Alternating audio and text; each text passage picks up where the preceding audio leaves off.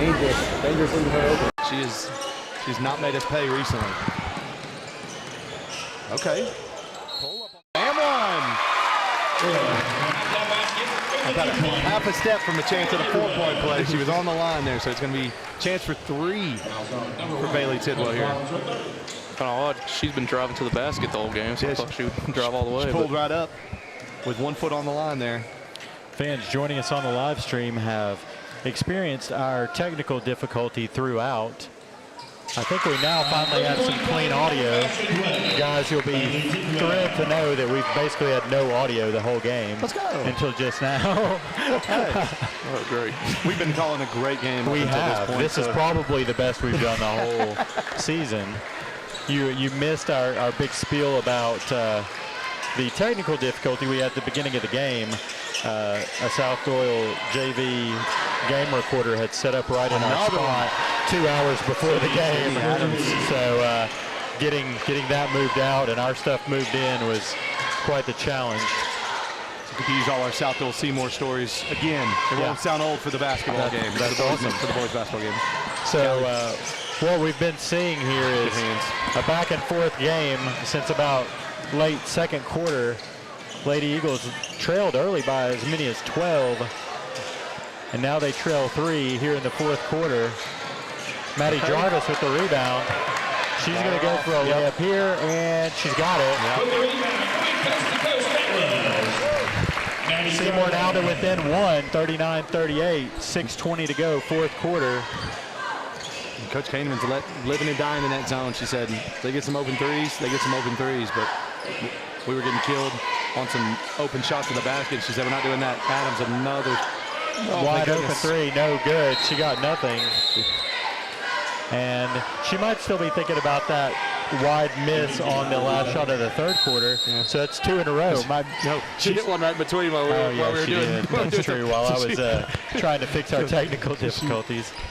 Some shooters are streaky. I wouldn't know anything about that. What's do you recall your worst miss in a varsity game, like your biggest air ball? Oh yeah. My friends still remind me of it to this day. We played at Sevier County in front of fire marshals kicking people out. I think we were 1 and 2 in the district at the time. It's a big game. And we come pull up right off the top. We had a play where we usually run like an alley-oop. I said, I'm just going to shoot this from the volleyball line. I just stepped right into it. 5 foot short. I mean, it was didn't even get net. But and Coach said, right out. He just yanked me right. He said, you weren't ready to play in this one. I was like, I went 0 for 9 in that game from 3. Ooh, which coach was that? Coach Jesse. Coach Jesse was the coach at the time. Went 0 for 9. Still had 20 in that game. Bunch of free throws, but I'd rather go 0 for 9 anytime.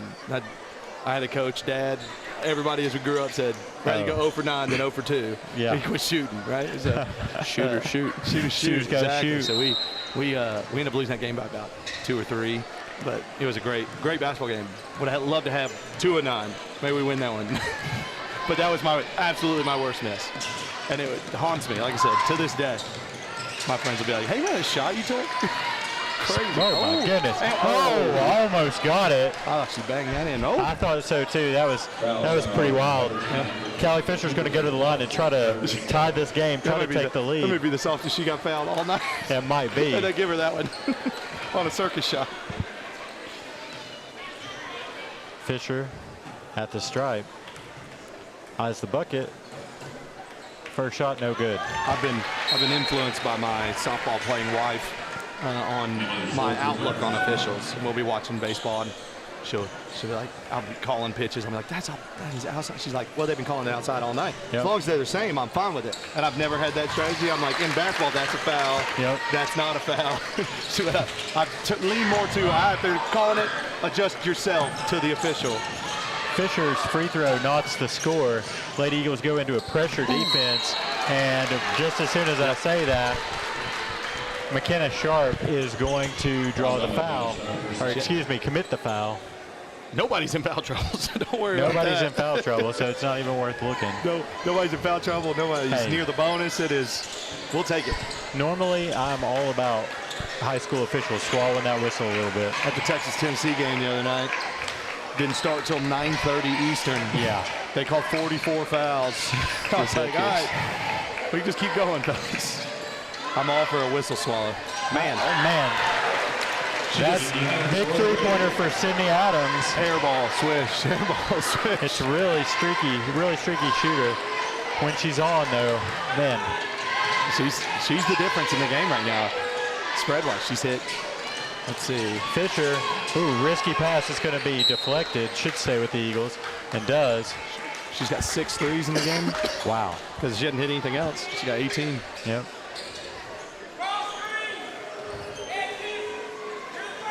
Fisher inbounds from the Seymour R. And get it in. She's struggling. She gets it in to Jarvis. Jarvis takes it back up top.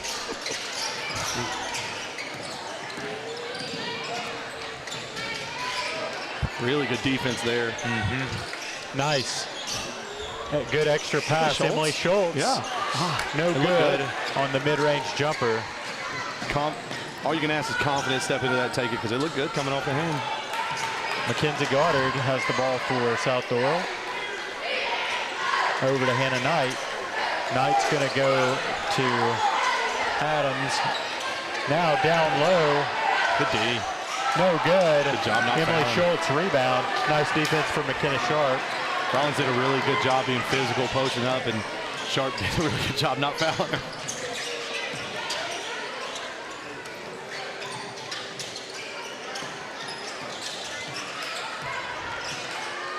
You know, so far this season, Peyton, you can really see players like Emily Schultz, Maddie Jarvis, who had not played a whole lot of minutes coming into this season. They look 180 degrees different than the players they were last year. And you hope that shows up, basketball being such a tournament sport, you hope by the time we get rolling to that district tournament, it's just such a different team as we've got. Let's say Bailey wasn't playing a ton early, now she's back playing her role. Some of the young people have grown up. You hope that gels at the right moment. Those two sophomores in the starting lineup, they're not scoring. They're doing the little glue things, but they look so much more confident with the ball in their hands than they did late last season when they were getting some playing time. Correct, yes. Just from what we've seen. Charge. Who are they going to get that? They're going to get that on Callie. I don't know that. They did get it on Callie. Big rejection for Fisher. I thought she got a good block and could have been a charge. Yeah, I thought it was a good block. I thought maybe they were going to get Schultz with a block as she set up down low. But good on the first free throw is Peyton Rollins. Stretches that lead to 2 possessions, 4 points with 3:34 to go. Yep. Now she has the second. And it's good.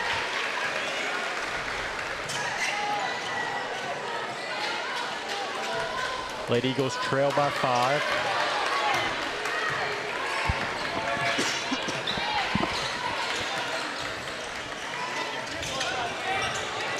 Over to Tidwell. Tidwell changes direction. Now she's going to go to Sharp. Sharp to Fisher.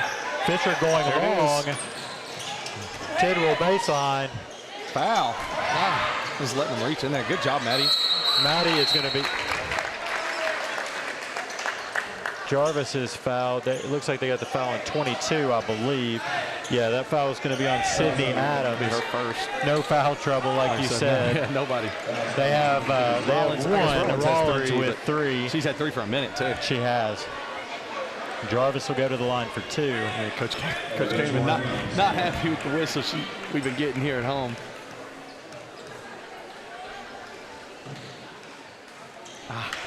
You know, in a game like this, when they have swallowed their whistles, advantage is naturally going to go to the team that's got the shooters. Yes, yes. Just stay outside and work it around and fire up threes. Whereas we really need some of those scores down low. We do. Cheapy fouls down low. And our best stretch of basketball so far was that beginning of that third when we were knocking down outside shots. Yeah.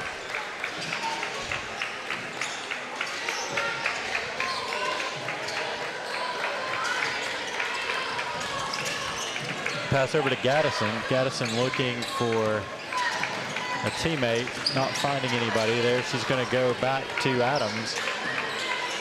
Adams to Rollins. Clock ticks down, 2:30 to go here, third quarter. South-Doyle doesn't seem too interested. They're waiting just till they'll lull you to sleep a little bit with a couple of these handoffs and then just go. Yep. And of course, they'll take as many seconds off the clock as you'll let them, especially with Seymour struggling to score right now. Yeah, you gotta hope in that situation with your South-Doyle's coach, Coach Scott. He's sitting there going, okay, they'll make a mistake before we do. It didn't happen, but you're up 5 with 2.5 minutes left. Just make them make a mistake, take advantage. Can't have a walk there. Especially on handoffs, you can just come to 2 feet, hand it off. Tidwell over to Fisher. Fisher looking for a cutter. Doesn't find anybody. Decides to take it herself. They're probably going to get a reach on 15 here. That's Mackenzie Goddard. Nope, 21. Hannah Knight. Going to be bonus the rest of the way after this one, Jason. So just keep pounding that thing in. Seems like they've tightened that whistle up a little bit. Just is this the first time we've gotten to the bonus? Oh, first time we've been anywhere close. Yes, take it tight, Callie. Nice. Right back to one possession. Callie does that really well, straight down the middle and still using the backboard. It's not an easy thing to do, especially in the women's game where you don't have the advantage of playing up by the rim. So it's hard to, she does a really good job of getting the ball over there. You don't need a foul. The lead to 3 points, and now they're going to call a foul on Emily Schultz. I don't know that Rollins is necessarily who you want to foul, but yeah. Emily might want to try to go for the ball a little bit more on that one, but you want it to be the bonus. I'm not sure she wants him to foul to get to the bonus yet, but she wanted to set that bonus up. Hannah Knight inbounding. She goes to Rollins. Be aggressive. If you extend the game, if that's your plan. That's one side of it. One side of it's maybe try to get a steal, make them work a little bit with a minute and a half left. But if you can extend it too, hope they miss a free throw or two. So as a TV basketball fan and casual who, covered basketball for years, but I don't really know the inner workings between coaches and referees and things like that. When you get late into a game like this, do the coaches kind of let it be known to the referee, like we're trying to foul here? Yes, if you are trying to extend it here, you're saying you can either tell the official straight up or you tell them, hey, we're being really aggressive right here. We're going to go for steals. If we foul, we foul. But you let that be known to your players very loudly. Yep. Maybe don't straight up tell the ref, because then you can go yell at the ref if they do call a foul you don't like. Yeah. Peyton Rollins makes both of her free throws. Lady Keys lead by 5. 1:37 to go here, fourth quarter. In the women's game, it's harder to do that. Hey, we're going to extend it when you don't have the 1-and-1, because you're just guaranteeing them to. It changes the analytic numbers just a touch there, Jason. And it seems like we are having a problem with our video. It has just not been our night broadcasting this game. But it does seem like we still have audio going through. Hopefully we're still with you there. Hey. Now we've got some video back. We are going to have to make some adjustments. Make some adjustments between games.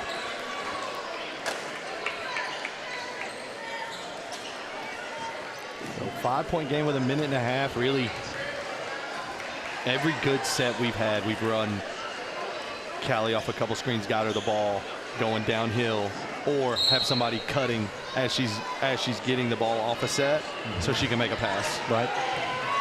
So we'll see if they go right back to it. Fisher to Bailey Tidwell. Tidwell over to Schultz. Almost. Hands. Ooh, deflected, but not stolen.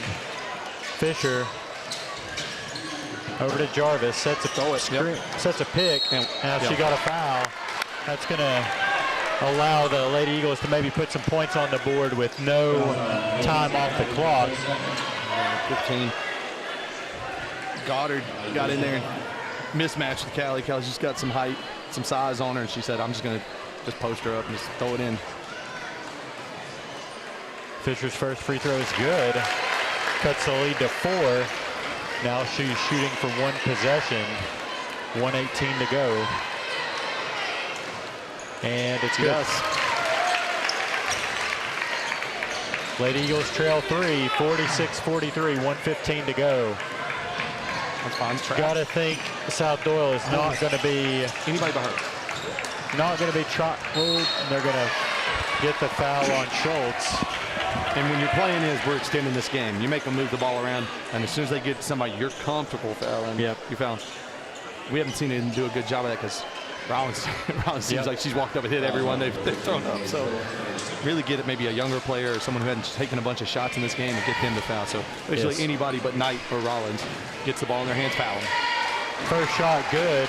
Can't swap free throws. Nope. Especially not if you're putting Rollins at the line. Exactly. Second, also good. 48-43 on the night. She's up to 20 for the game. Callie Fisher gets the pick from Maddie Jarvis. She's going to work it into the paint, throws it up, no good. Rebound Rollins, and Rollins going to get fouled. Yeah, I wouldn't give it up if I was her either. Nope. So now under a minute to go, 52 seconds. Rollins going to the line to try to make it a 7-point game with these 2 free throws. She stepped up big for him when they needed him. So Knight carried them kind of through the third and early in the fourth, and then Rollins has just been handling the ball, getting it, hitting her free throw. First free throw, good for Rollins. Jinxed her. There we go.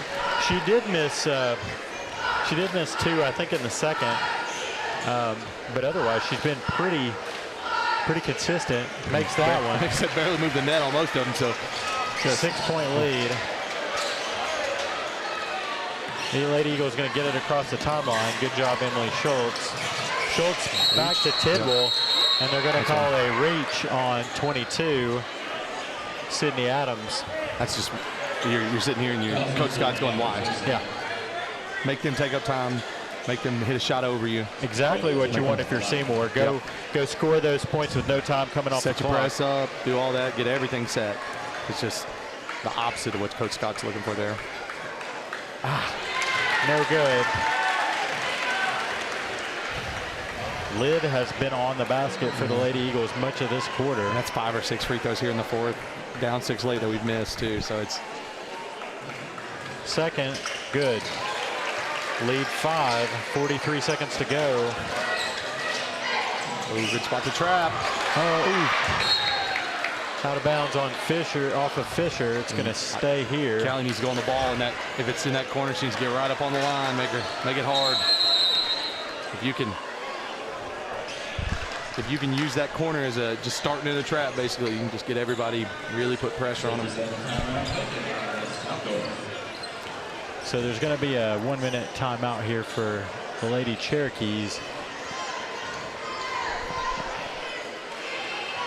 40 seconds to go. Seymour trails by 5.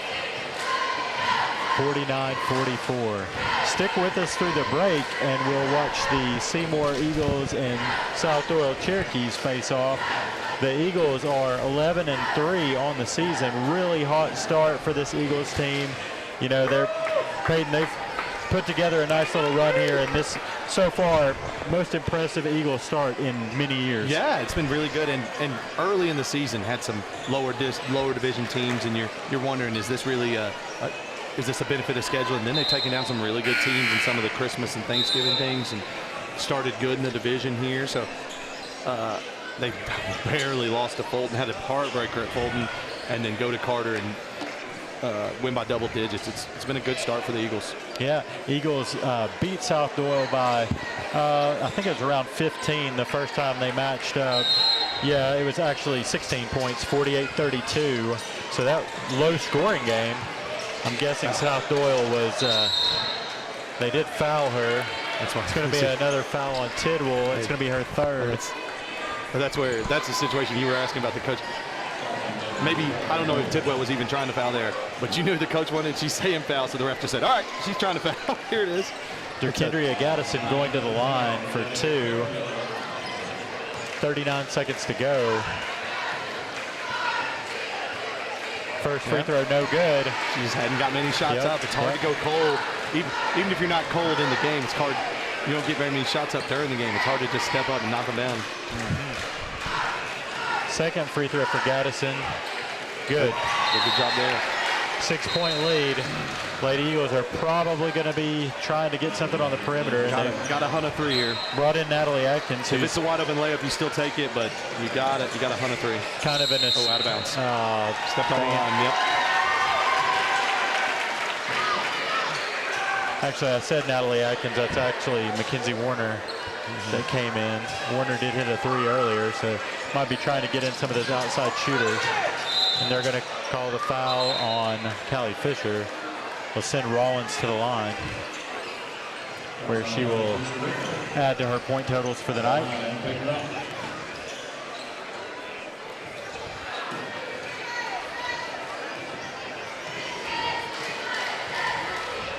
Did you go to any basketball games over the break, Peyton? I sure did. I went to, like I said, I went to the Texas game, went to the Louisville, Tennessee game. Right. That was a good one. Couple wins. I mean, even when we're struggling a little bit, we can win in TBA. Yeah. Free throw good. 7-point lead now for the Lady Cherokees. 36 seconds to go. Lady Eagles, to stay in this, they're going to have to score quick. Yeah. And just gonna pull it. Let it rip. Oh, nice. They're going to call a travel on Warner. So late. Excuse me, on Atkins. She very well may have, but she was halfway to the rim before he called. Dang, my old eyes. That is Natalie Atkins in. It's not Mackenzie Warner. I would say I got it earlier. I had it mixed up. Oh, wide open layup. Oh.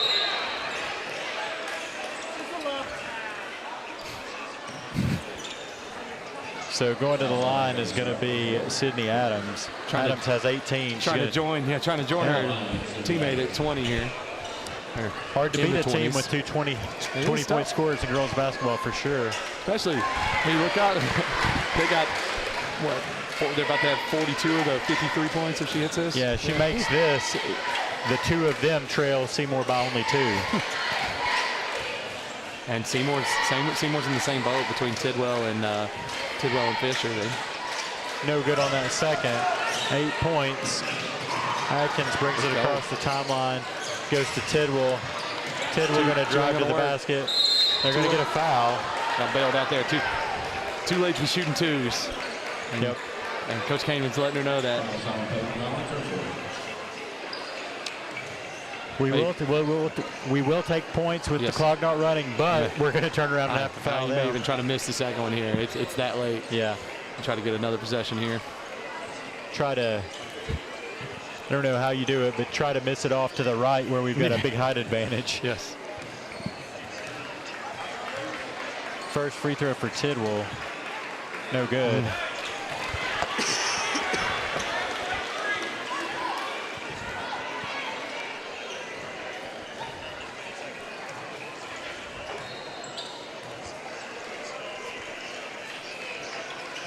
Hits the second.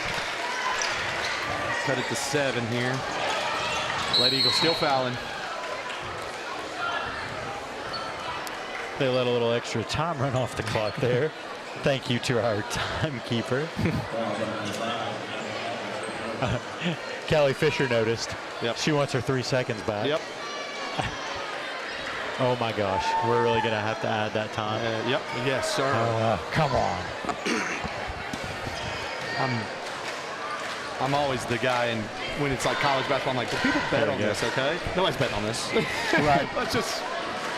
What's the over/under? Yeah, How degenerate a gambler are you that you have a bookie keeping women's setting lines for high school women's basketball in East Tennessee? Yep.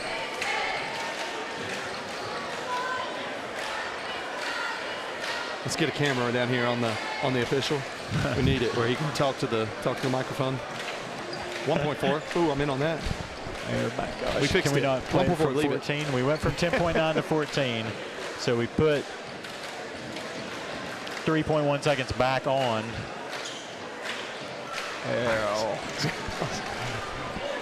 It's got to be the same clock as when I played here.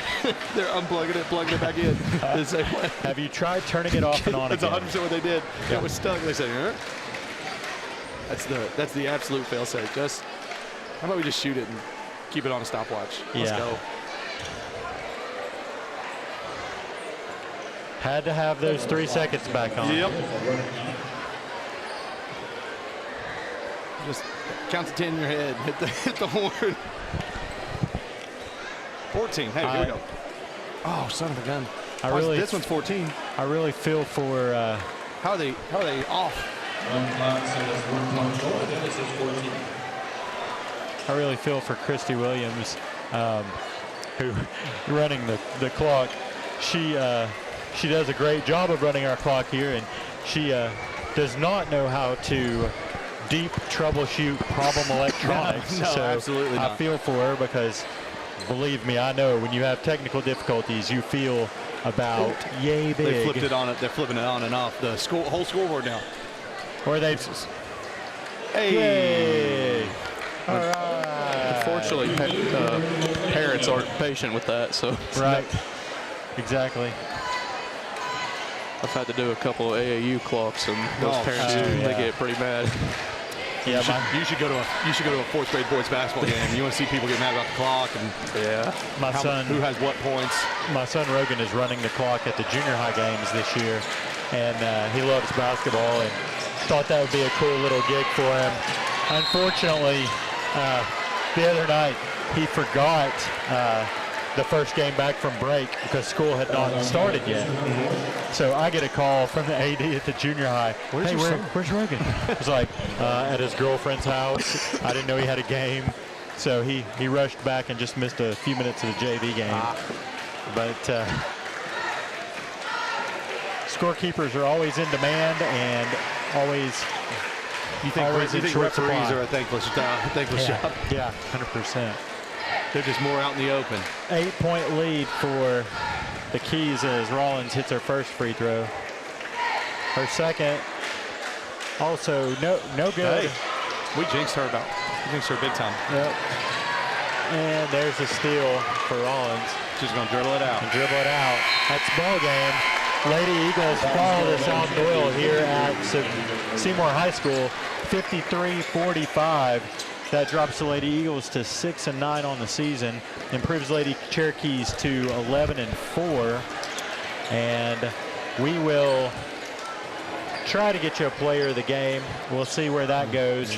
I believe I would give it to Bailey Tidwell tonight. Yeah. Her scoring there during that little first half run kind of got us back in it after we had dug a big hole early.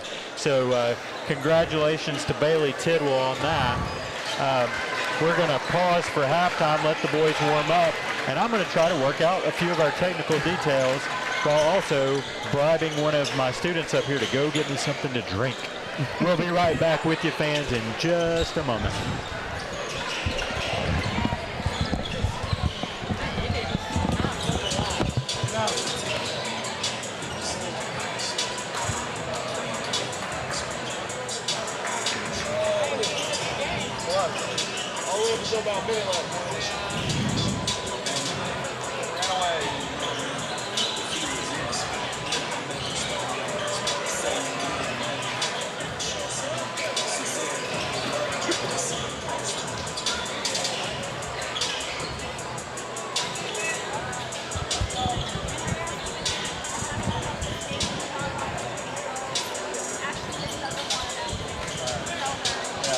Yeah, I asked Dan and they're like, nobody's going to watch our Yeah. No worries. Right, no problem. No problem. It's all right.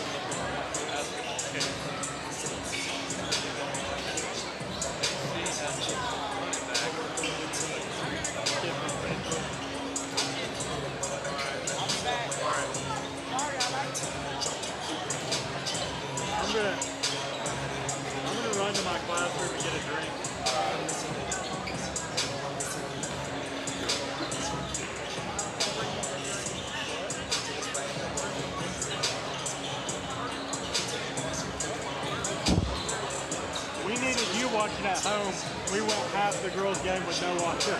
So South-Doyle had a JV camera person here, and I was like having to like try to push them out of the way to set up. There was something wrong with the scoreboard when I got here. I helped them out a little bit. We probably need a new one. That's been here forever. Well, The control board. Oh yeah. I think it's like unplugged down there, like We've got a cord in our system somewhere that's driving us crazy. It keeps freezing. I have to unplug and replug to get it to come back on. I think it's this HDMI converter, but yeah. I could dig in there, and I've got another one to switch out, one that's a lot more simple that works. Maybe that.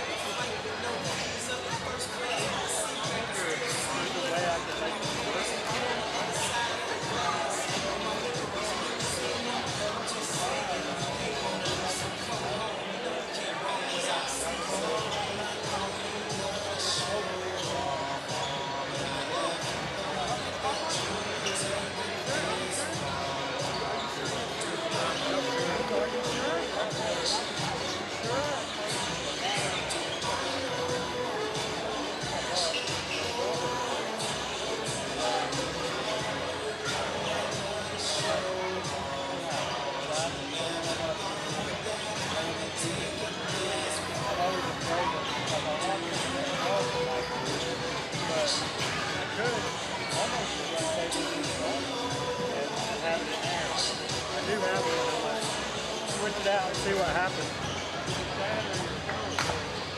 Yeah, could be that too. Well, this doesn't even use power. No.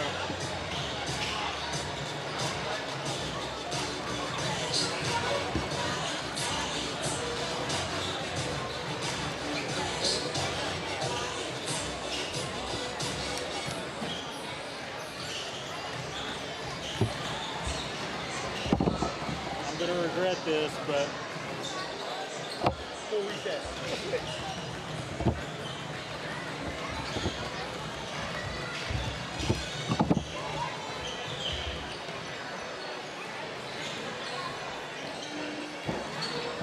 I switched it out back up. So for the time being,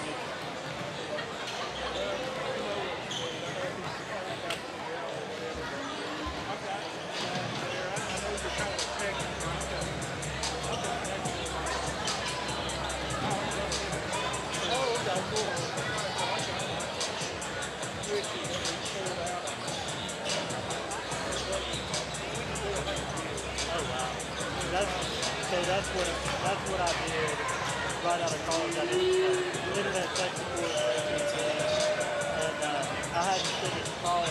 My wife had, and then I got a job doing what I got in college, journalism. I've never finished my journalism, but I got a job at a newspaper. I always worked. I knew you don't have education. You got to work harder than everybody else. So I always did. I never went back. If there was something you could learn to do, I would learn to do it. Well, pretty soon I ended up being involved with everybody that had a degree because I knew how to do it. But then finally, I saw newspapers drying up. I was like, it was time to get out of college.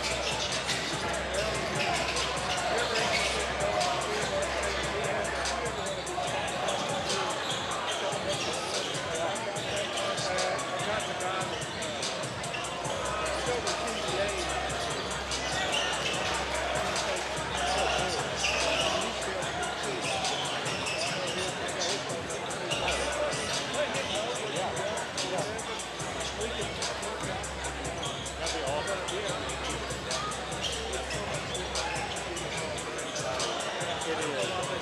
Well, that's like up in the press box. Football. You can't come in and do stuff like that with it. So you have to set everything up there and set up every side.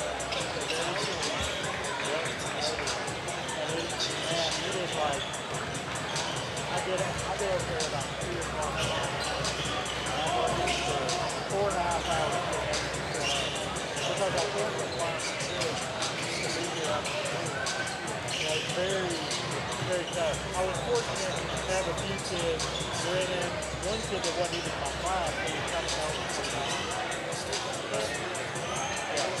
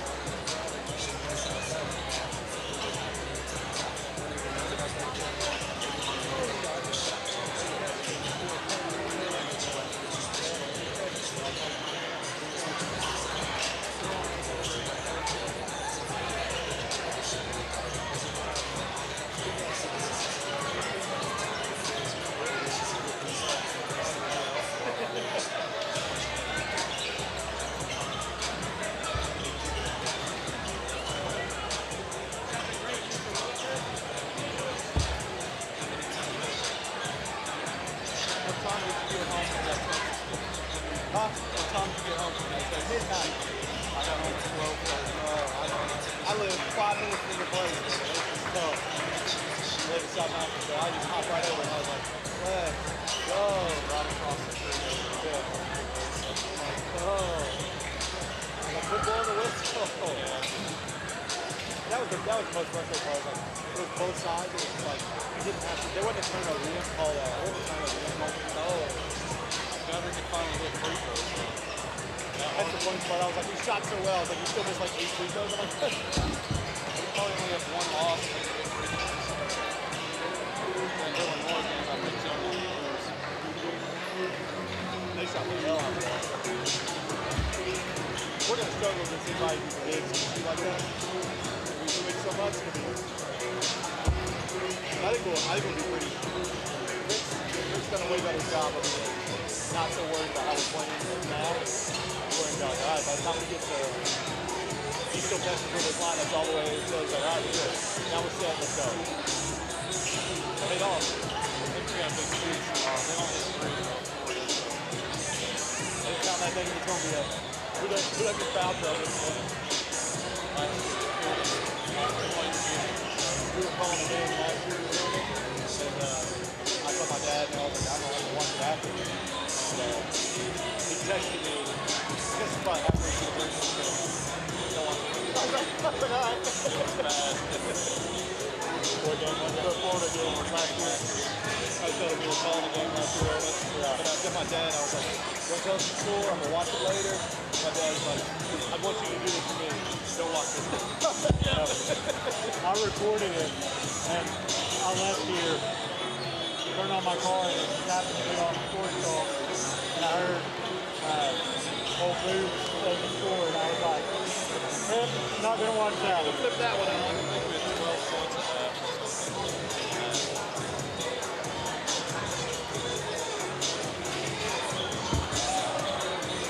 This might be Randall Ray's first time back. He left. Where is he?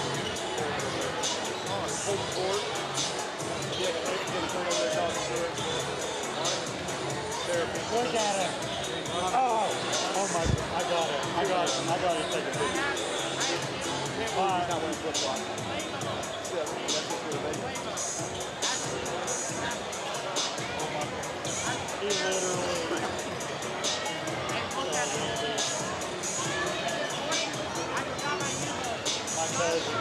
My cousin is look at that.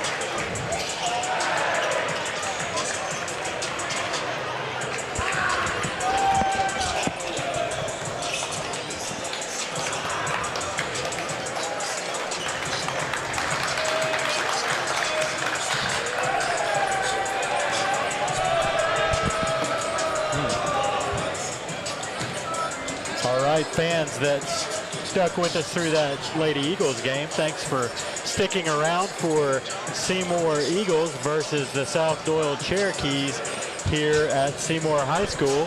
Joining me, Jason Davis, here today, we have senior Brendan Williford from the AV program and Peyton Lee, former All-District, All-Region player for the Eagles in the early 2010s, right? And the Eagles are looking to go to 12-3 on the season.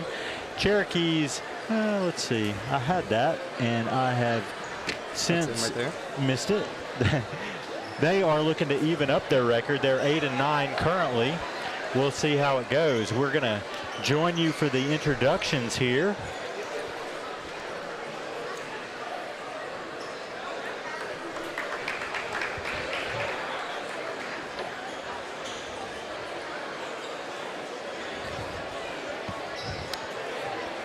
Charlie Householder, our public address announcer, will be handling those. We'll turn it over to Charlie for just a moment. Ladies and gentlemen, please join me as we welcome the South-Doyle Cherokees. Starting the match for the Cherokees. Wearing 0 will be Fisher Jacobs. Number 1, Michael Henderson. Number 2, Carlos Ignacio. Number 3, Jonas Hill. And number 5, Caleb Moore. Now we'll get the call of the Seymour starters from Mr. Householder.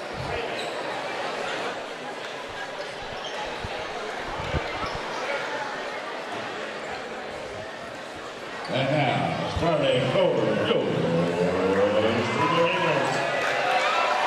Wearing 0, a sophomore, Reed Russell.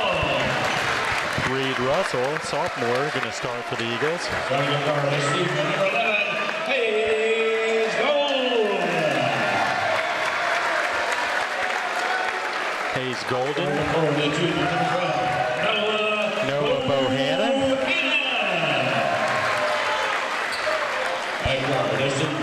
Senior David Canterbury. And also starting for the Eagles is going to be Jack McAbee. Your coaches, Joe Frost, Luke Simpson, Brandon Bohannon, and the head coach of your Seymour Eagles. Head coach for South-Doyle, James Jones, who has a little bit of a history here at Seymour. Both these South-Doyle coaches have a little history with Seymour. Peyton, I talking to someone earlier today, and I believe both of them were in Seymour schools as students for at least a portion of their education. Okay, there we go. I mean, you get a lot of crossover. Yeah, you do. These communities, there's a lot of crossover. Yeah, that's the rivalry. Yep. In for the tip for South-Doyle, going to be number 3, Jonah Smith, against Jack McAbee. South-Doyle is going to control the tip.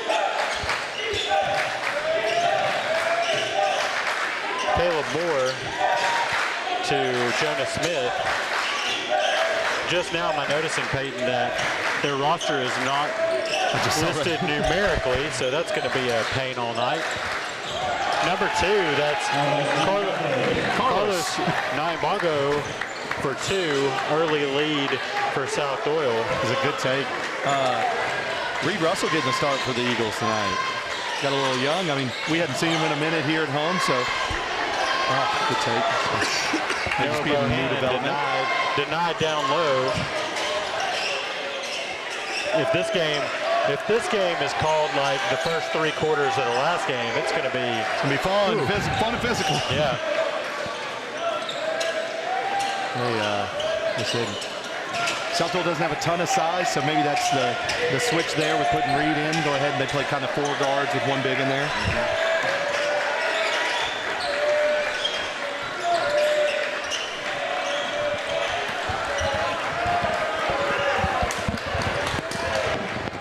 While this game's in the early going, Peyton, we're going to get a quick talk with Coach Kahneman here about that last game. Coach Kahneman, you guys were down trailing early by as many as 12 points, but your team never gave up, battled back, really thought you were going to take down a really good South-Doyle team again tonight. Talk about kind of that second half and what was going on, what trends you were noticing, and how your team responded. I don't fault our effort. I think we played hard down to the last second and gave it everything that we have. We're fortunate to have exceptional creators like Bailey and Callie. And we also have good screeners who can help get them ball and slip out of screens. We played well.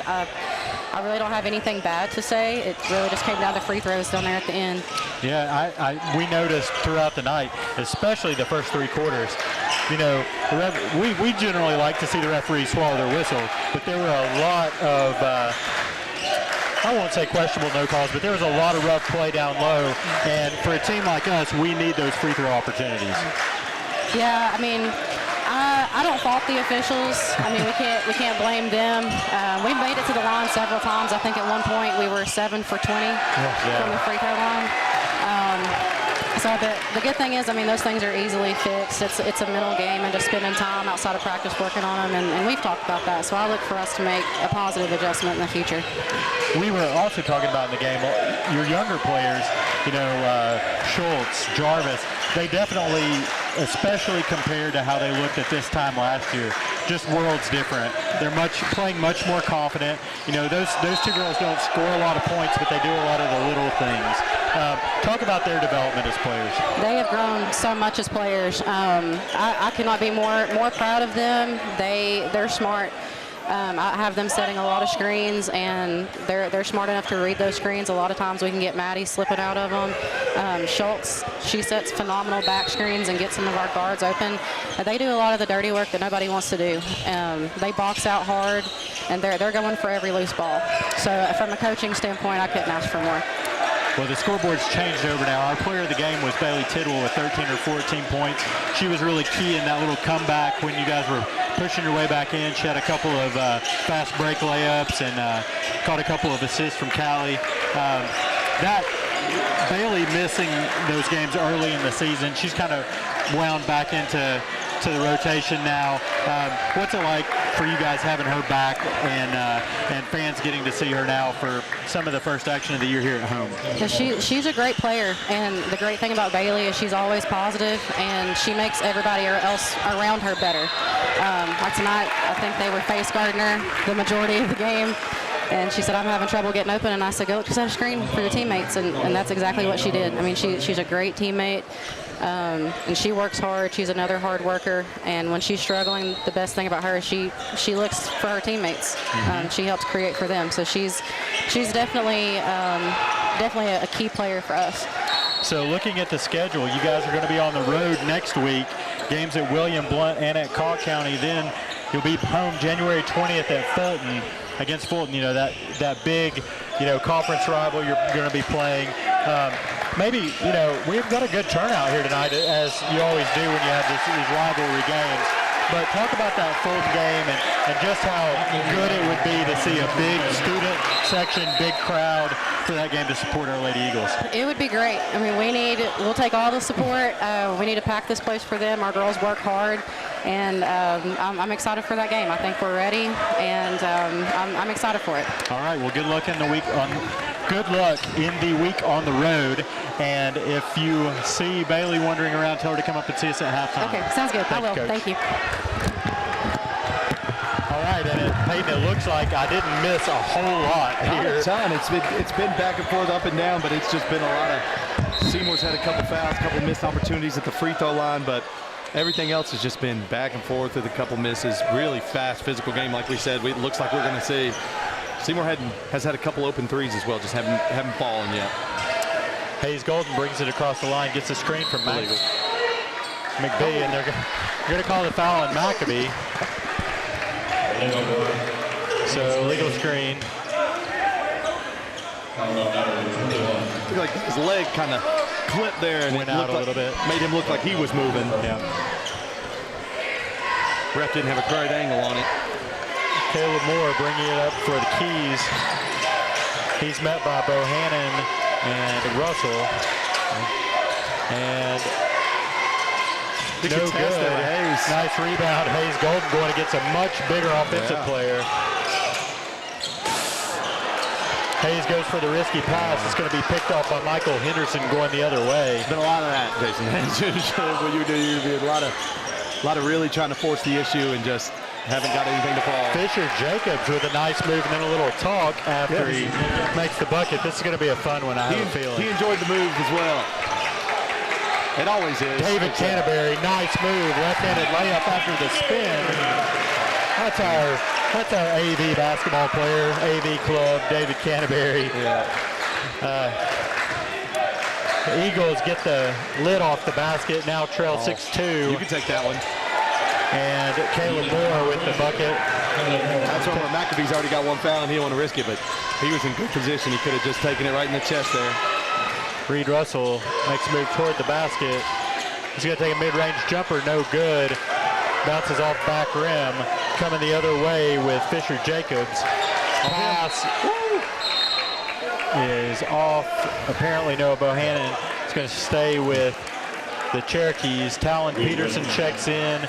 Gio Tyler checks in. And also checking in is going to be number 10, Clay Kiesling. Gio checks right in. Got some hand fighting, trying to get position.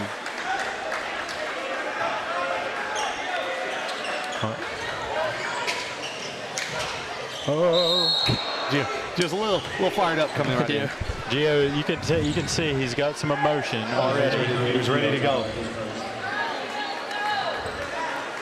Quick foul on Gio Tyler. That's his first. The sophomore. They used to communicate a switch there. Yeah. And Gio had to come back, and he thought he was going to get a big block. It was a good job by South-Doyle getting a pump fake, getting him up in the air. That's one where you got to know tendencies there. Big athletic sophomore. Another switch. Still learning the little things. Good hands. And he fouls. And he's going to probably check out after about 5 seconds of game time. It's a rough call on Gio there. He got a hand on the ball. His body comes to him, gets a little shoulder in the shooter, but that's not a foul. That'll be 3 free throws for Michael Henderson. Hate to see that one. First free throw good.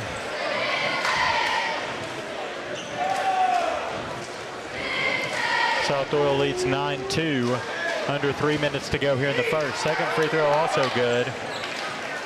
And now they will shoot for a double-digit lead. Right? Or was that? I guess I'm wrong. Getting ahead of myself. 9-point lead on the 3 free throws for Henderson. They come right into a press. They were setting that up. Talon, really good job by Talon.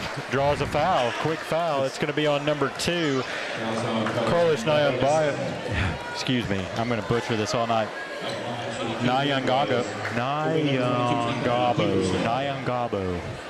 I couldn't do it. We'll get it. We'll get it eventually. Peterson's first free throw is good. Charlie had been practicing when he did the starting lineup, so he got it. But it's just really got to keep tacking downhill. It's good to see Talon back playing with the Eagles. Last time we were here, he wasn't on, so good to see him jumping right back in. Both free throws good for Peterson. Eagles trail 11-4. A little pressure on the inbounds, but now they retreat. We've had a couple that's a Megan screwing, but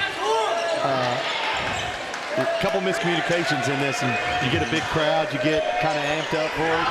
You can forget what you're doing, get hyper-focused on your guy. Good job, Talon. That was the blind poke away by Talon.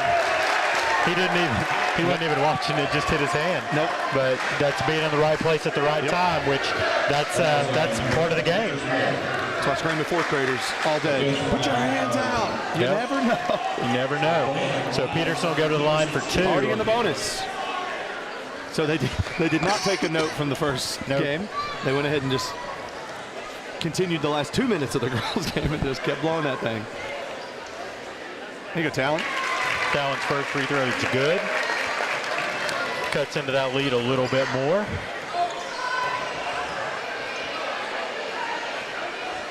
Peterson's second free throw also good. 11-6, 2:22 to go first.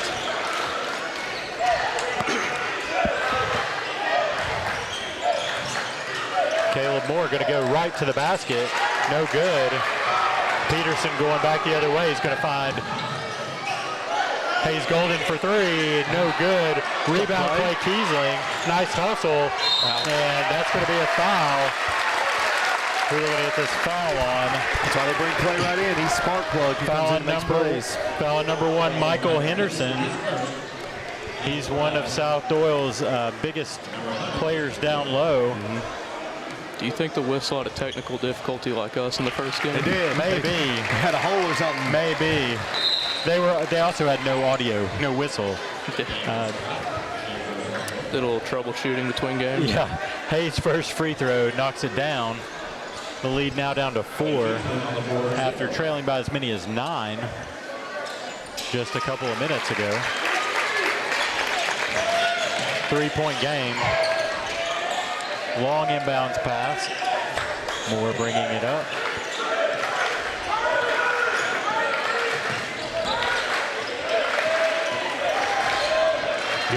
Good defense by Tyler.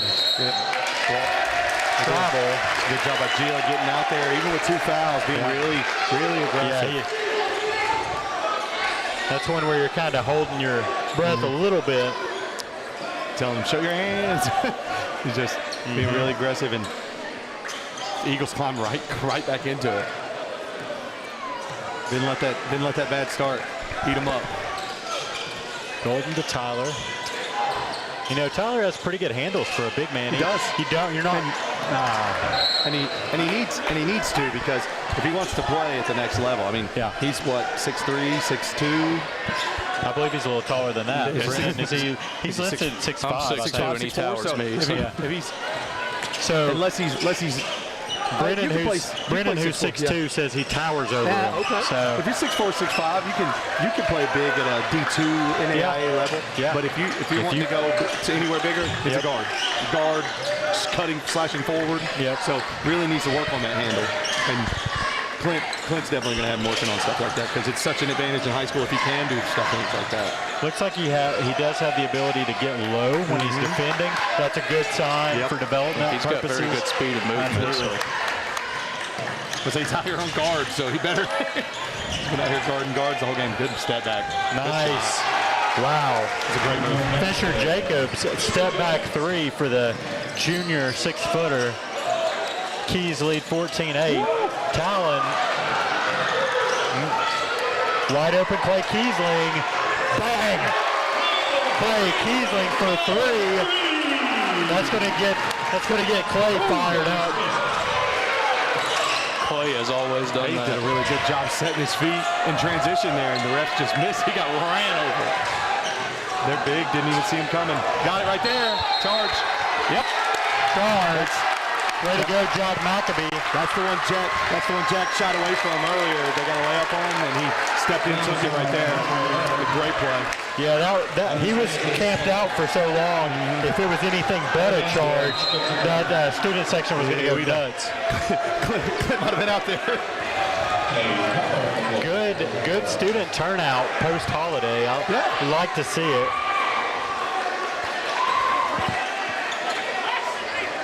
But as I would always say, I'd like to see double that number, and I'd like to see him on the end. See, we had a picture from shooting free throws the other day during one of our South-Doyle games from my junior year. Yeah. You just look behind us, and this whole thing is just packed full. Yep. And then over here is all South-Doyle kids. It was a great picture. Good job, Talon. Bailed out with a foul call there. Yeah. Talon's going to go to the line. Right, but just been attacking, really settled this game down from the offensive end for the Eagles. Talon, who's been a two-year starter for us, comes off the bench, and he's been immediate offense. And he's also he's a really good facilitator. Yeah, and he's gotten some fouls on some of their better players. So they got 2 guys with 2 fouls now. Second free throw good, lead now just 2 with 11 seconds to go in the first. Caleb Moore to Fisher. One of those with 2 fouls. And he's been kind of running their offense, the sophomore has. Hand straight up. Make him shoot over. Yep. Just no foul. Rolls off the rim. 2-point game after 1 quarter. 14-12. South-Doyle leads. So hard-fought first quarter, but nice to see the Eagles rally from 9 down to close it to 2. Absolutely. After 1.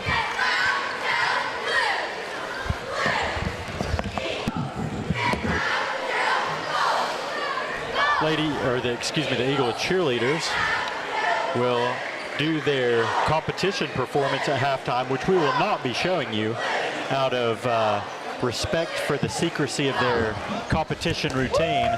We will turn the cameras away. So if you want to see that, you're going to have to tune into games after Nationals and get a look at their big competition performance. And I will tell you, folks, I've seen it, and it is quite the doozy. So come back after Nationals to see the cheerleaders do their competition routine. All right, we're going to start the second quarter here with the Eagles trailing 2, 14-12. We're going to have Abraham Hess, Clay Kiesling, Talon Peterson, Hayes Golden, and Gio Tyler as the 5 out there for the Eagles. You know, I believe Gio has already played more minutes in this game than we've seen him play in the first 2 home games. You can tell that was part of Coach Sharp's plan as we go through this year. He was really playing on Gio developing, coming along, as we talked about in the first game being a tournament sport. You can bring those guys along as it goes and really be hitting your peak at the end. I think the best version of this Eagles team has Gio coming off the bench, being a real spark plug. Nice play there for 23. That's Reed Reynolds, 6'1" junior forward, and gets the hoop and 1. 16-14 now for the Cherokees after the Eagles had knotted it up on Tyler's nice move. You know, seeing that move, the little move from Gio, Brennan, when you're 6'5", 6'6", you're able to take it between your legs around a guard and get to the rim. That's impressive. Kiesling, eyes a 3, no good. I mean, yeah, when you have that speed, that height, it's really dangerous for the other team, you know, that length too. I mean, Fisher for 3, no good. Great box out there for Peterson. Peterson's gonna, they're gonna call it trap. They blew him out a couple times. Yeah. I thought they were gonna get good things happen at the rim. Thought they were gonna get a travel on that little slip, but I guess it was the physical contact that kind of made him lose his balance there. And Brennan, in this area, you're talking about his speed and that length and all that. That can be intimidating. Guys in this area don't see that a ton. It can be pretty rare. So, like, you just have that as an option off the bench. You put it in, kind of, you saw Fisher Jacobs take that shot with him in front of him, forced it because he got it up quick, had to snap it off because he just knew Gio could get out there and block it because he'd already done it on another shot. Just, it can be intimidating. Talon, we jinxed him.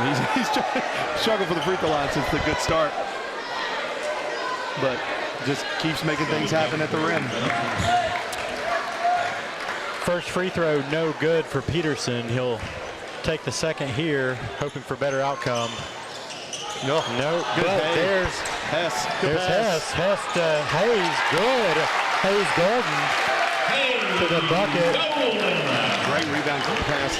A lot of good stuff off the bench tonight. I mean, all those bench players came ready to play. 1 point game. Cherokees lead 17-16. 6:40 to go, second quarter. 32, that's David Scott. Oh, and they're going to call a travel. Another one. You see Gio coming over? Yep. He could have went up and he took another step trying to get a good angle in. That's This those could be little intimidating. invisible things that height does for you. It just scares people away, and they rethink, they change their shot. Hayes to the basket, no good, and they call it a charge.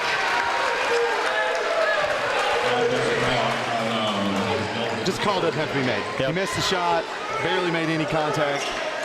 South-Doyle gets the rebound. I mean, it's just, you didn't have to. Right under the basket. Yeah, it's just, we talked about it from the Texas-Tennessee game last night. There were just so many whistles where there wasn't a turnover. There wasn't really, it was minimal contact. And you're just like, okay, by the letter of the law, is that a foul? Maybe, but just didn't need it.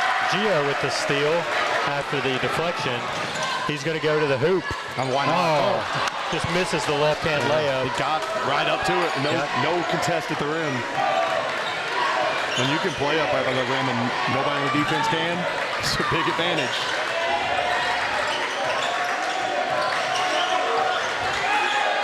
Gio playing one-on-one with Caleb Moore.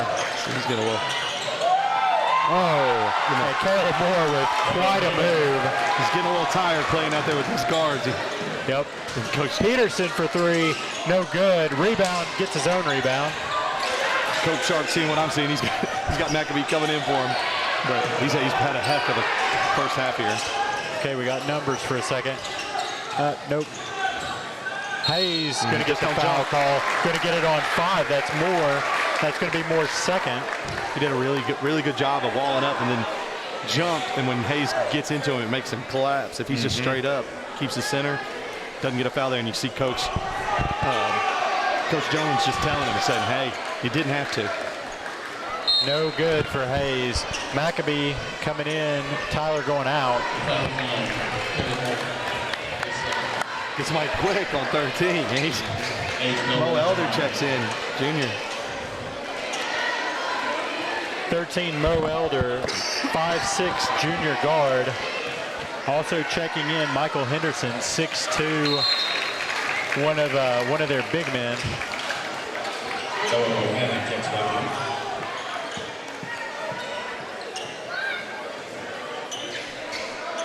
They're not putting him up on the scoreboard. I think he might have 2 fouls. I believe he did. He had a charge and one at the rim, and I think you're right about that. If I know Coach Sharp, he's probably already trying to think, how can I get another foul on that kid? Canterbury with good pressure on the ball there. Elder's coming right off the bench, so you can just get it. He's really got to force him into that game, make him start working. And he did a good job. Hayes getting a breather, Talon bringing the ball up. And we've got several players that can function as a point guard behind Hayes. Nice Abraham Hess, but no good on the basket. Bringing it up for Cherokee the Cherokees was Jonah Smith, number 3, their big man. Nice, Noah Bohannon swipes it. He's going to drive to the hoop, and oh my goodness. Wow. Peterson nailed that. No, get that, Noah. Good grief. Getting a little physical over there. We're going to call a foul on 3, Jonah Smith. That'll be his second. I guess he only had one, so not the risk we thought it was going in. Here comes the freshman. 6'5" freshman Tucker Carr coming in for Smith.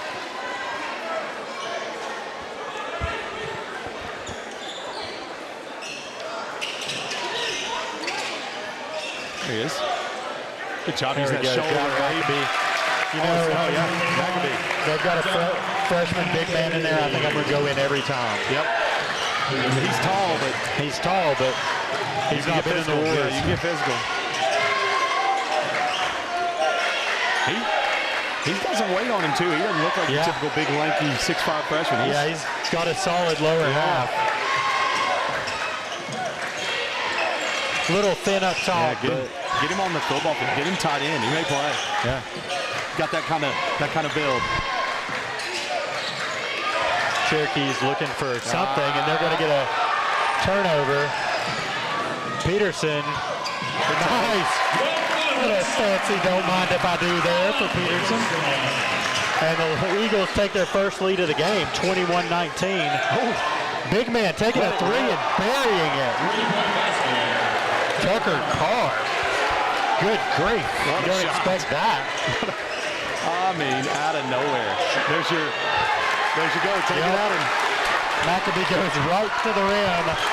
Gets those back. Eagles back ahead, 23-22. That's it. We got squat machines and everything right behind us here in the bleachers. That's 4 years on that versus 1. Yep. Oh, I don't know.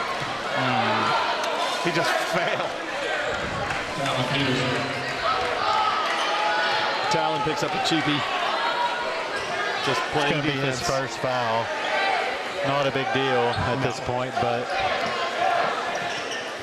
checking back in is going to be Caleb Moore, and you know the Eagles are probably going to try to take it at him. He's a good defender. Get him some sets. He's been really well. He's kind of got unlucky on a couple of them, but a little moving screen there, no call. And that's going to be an over and back to the Eagles. Eagles playing with a lot of energy, Didn't see it early. Ever since the bench unit came in, kind of provided that spark, everything's kind of rolled off that. Oh, good job, David. It's not often, Brennan, that David Canterbury towers over his opponent. Not often Canterbury lines him up a height advantage, but he did, and he took advantage of it. Backed him down and scored. Everybody on this team should. One thing you can say about David, how tall is he, Brennan? 5'9", 5. Probably about there. Yeah, but he has David does have a bag of moves under the hoop. He's got an old man game, huh? I told him the other day he did not like this comparison, but I told him he plays a little bit like John Stockton. He didn't like it, so I'm just going to keep calling him that. Yeah. Jack for three, no good. Been a big shot. But he gets the steals, he makes the good passes, and he can finish at the rim. Henderson pulled down that rebound for South-Doyle, and now their coach wants a timeout. James Jones gets that timeout. 1:58 to go here first half. Eagles lead 25-22. This is I don't know how much Tennessee basketball you watched in the early Bruce Pearl days, but he's got a lot of Dane Bradshaw to his game. Kind of got a Dane Bradshaw look to him. Yeah, he does. Really good glue guy. Leave him open, he'll hit a three. But good facilitator. That's a pretty good call. Yeah, I don't know if you ever saw that. I'm too young. I know him as the announcer, not as the basketball player. Dave Bradshaw had a very, very important role for those early Bruce Pearl teams, late most people's teams. But he was the glue guy. Just a glue guy. And you say glue guy and people go, oh, well, he can't score. That's not the case. But you leave Bohannon open, you leave Dave Bradshaw open, they're going to knock one down on you. And they're going to pass the ball well. The difference in Dave Bradshaw is about 8 inches, but also a Tennessee high school basketball player, okay? Yeah. Dane had some offensive skills. Just most of the time we saw him at Tennessee in big moments. He had that wrist. Yep. He had that wrist injury thing going on, and he still had. You look back. We went 3-1 versus the back-to-back national champions. And he had 2 game winners in 3 of those games. Yep. And I remember one of them being real ugly with his hand. That big wrist brace. Yep. I attended a lot of those games that was just like 2 or 3 years old, so I can barely remember it. Canterbury, nice move. Gets to basket. Nice dish. Right to it. That's John Stockton coming out of him right there, dishing to Reed Russell for the 2. Eagles have their biggest lead at 5 points, 27-22. And we talked earlier about, in the girls' game, about them having some younger players that have grown up just right in front of our eyes. We missed a good chunk here. We haven't had a home game in a minute. So you see the difference just in 4 or 5 games between Reed Russell and Gio Tyler and what their roles on this team. It's night and day. And you could see the potential in those games when they got late minutes in some blowouts, but now they're getting big contributing time minutes. Good rebound there. Oh, good job by Noah going in and getting it. Here come the Eagles. Reed Russell dishes Noah Bohannon over to Kennedy. Get it in. Take Way to go. Illegal screen. They're going to call the illegal screen on Abe. Abe got his hip out just a touch. Roll it on that. Don't love it. The defender sold it well, but it was he did get his hip on him. It just didn't have to. Just didn't have to. That's the biggest issue. So bucket won't count. 27-22 Eagles. 26 seconds to go here in the first half. Henderson with the ball for South-Doyle. It's good defense by Noah. Oh, yep, stepped on the line. Stepped on the line, out of bounds. Going to go back towards Seymour.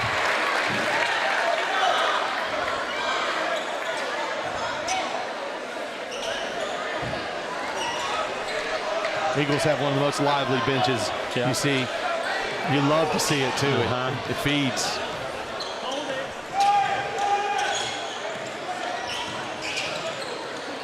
And just for the first time, notice Jonas Black is in street clothes tonight, so I don't know what's going on with Jonas. Canterbury. Nice! The buzzer beater for Canterbury. He heard the Dane Bradshaw company, went right to work with an assist. So and the buzzer beater. Canterbury goes to the hoop, puts it in. Seymour has their biggest lead as we go to half, 29-22. We've got a 10-minute halftime here. We're going to go on break, rest our precious voices. We may be joined by girls player of the game, Bailey Tidwell, at some point during the half, and if we are, we'll join you. We'll come right back for that, but as of right now, we're going to go to the break. Nationals competition, so it'll be a little different than you normally see. So sit back and enjoy as they're running their practicing the routine for the performance. Point it off the court. At the end of this month.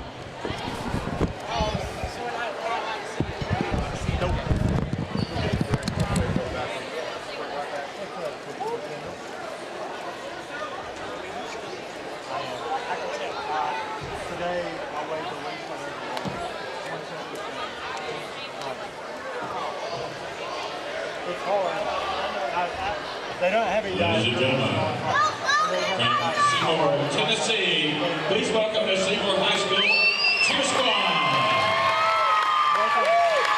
Welcome to Meat and Green Vegetable.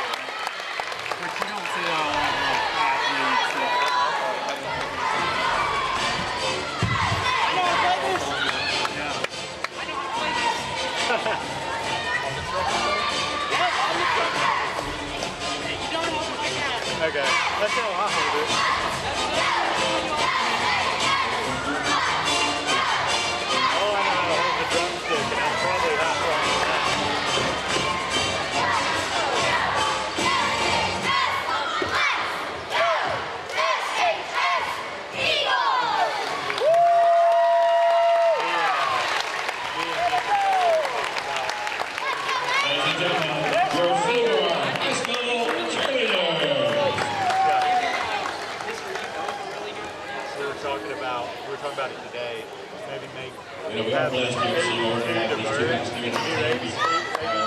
Cheer team and our dance team both qualified for the Nationals. Both will be traveling to Orlando to compete for the National Championships at the ESPN Center at Disney. So let's wish them both teams well. Also, on the 18th of this month, the cheer team and the dance team will be performing their performances at the Community Showcase. Everyone is welcome, and we can come out and support these young ladies and these coaches as they strive for excellence. You got it, dude. Who's TC playing? They can't have 3 this year. So As long as that 7-8 guy doesn't have his first good game. they can't have 11 in practice, but I'm sure he'll go 40 with us. Will foul out our bigs or something. He doesn't really play that much, does he? Like he's a last game. It was a flyer. I think they just like, let's see what happens. There used to be a dude about that tall that played for it wasn't Western Carolina at UNC Asheville. He was 7'7", I think. Maybe I think they called him 7'8", but this guy's taller. But I think this was like his free sophomore played for Tennessee, I think. And I think he's good already. Because, you know, people that tall, your heart can't put your body through all that for that game. Even when he played at UNC Asheville, he could barely move. It was like they pass it to him and he'd go,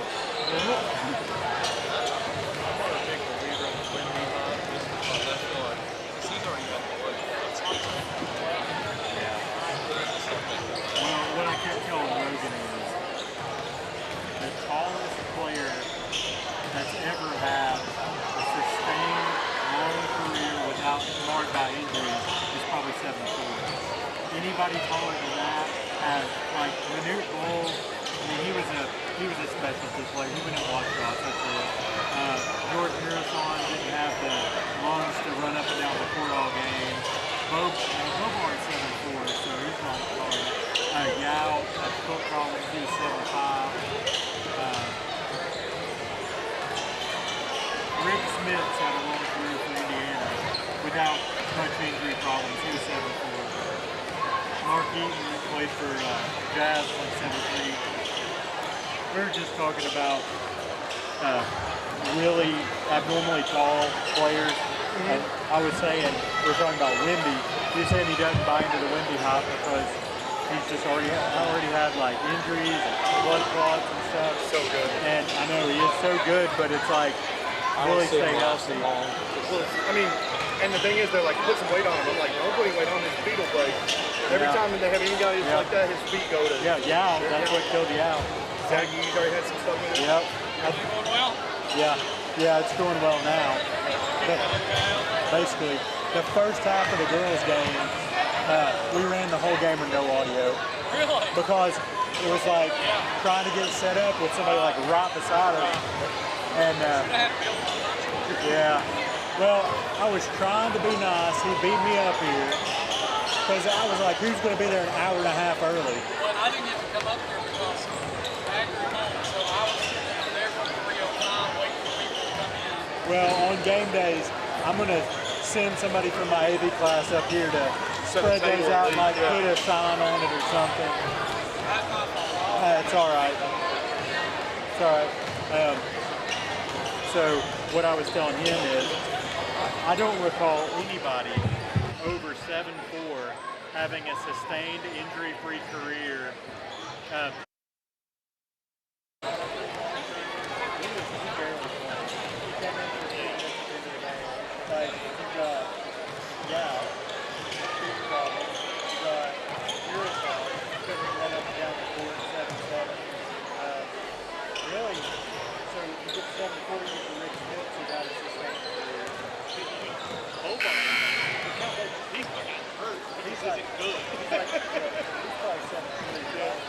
Right there.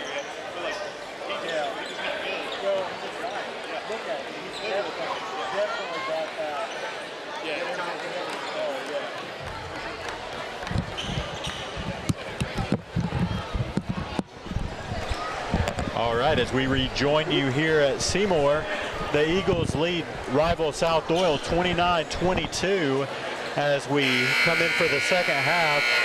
I'll reset. I'm Jason Davis, the AV and media teacher here at Seymour High School. Joining me, All-Region former Eagle Peyton Lee and senior AV student Brennan Williford. We'll get back to the action here. Starting it out for the Eagles, you got Hayes Golden, Noah Bohannon, Reed Russell, Jack McAbee, and David Canterbury. That's the starting 5 back out there for the Eagles.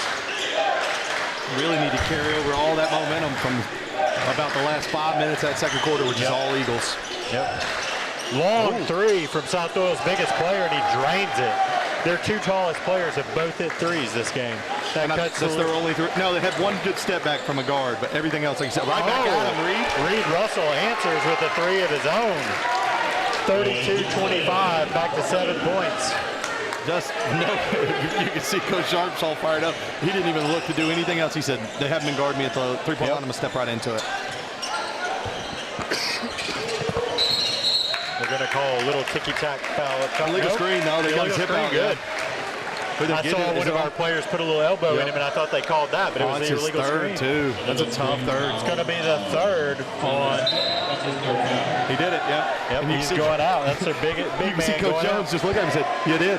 You did. I mean, another one that maybe doesn't have to be called, but if you're going to stick your hip out like that, you're leaving it up to the stripes, and you don't ever leave it up to them because they will do it. Yep. Noah Bohannon, nice move, no good with the lefty layup. Another Got lefty it right layup, back, put it in. Good job, Noah. Strong move. Lead out, extended to 9 points now for the Eagles. 6:55 to go, third quarter. This was a 16-point game, their first matchup. I'd like to see the Eagles get right back there again. I don't love comparing basketball games to boxing matches, but people do it all the time. But South-Doyle came out and threw a big 11-2 swing right out of the bat, and the Eagles have just been punching back since. It's just been, and South-Doyle just was hoping that would be a knockout. They have just been retreating ever since. Yeah, one thing in the few games we've got to see the Eagles so far this year, they've got a lot of fight in them. This is not a team that gives up. Hayes Golden, nice defense from the senior point guard. David Canterbury. Right at him. Way to go, David. They just keep putting that. And you'll see the Cherokees maybe adjust a little bit, maybe start falling because the Eagles just keep putting that shoulder in them. They don't want to stand there and take a hit. And every time, good job, David. Oh, travel. Good. You see, helps with the call. David made the bucket down here. Let a little. Excuse me. Oh, well, that's really good. David got the little flex after making that big bucket, and I saw 3 junior girls down there faint. And when it happened. And then he helped. He's playing official too. He's over here helping with the call. Yeah. He's gonna be mad that his highlight tape's gonna have the watermark on it. But besides that, Canterbury's having a heck of a game. He has been rolling.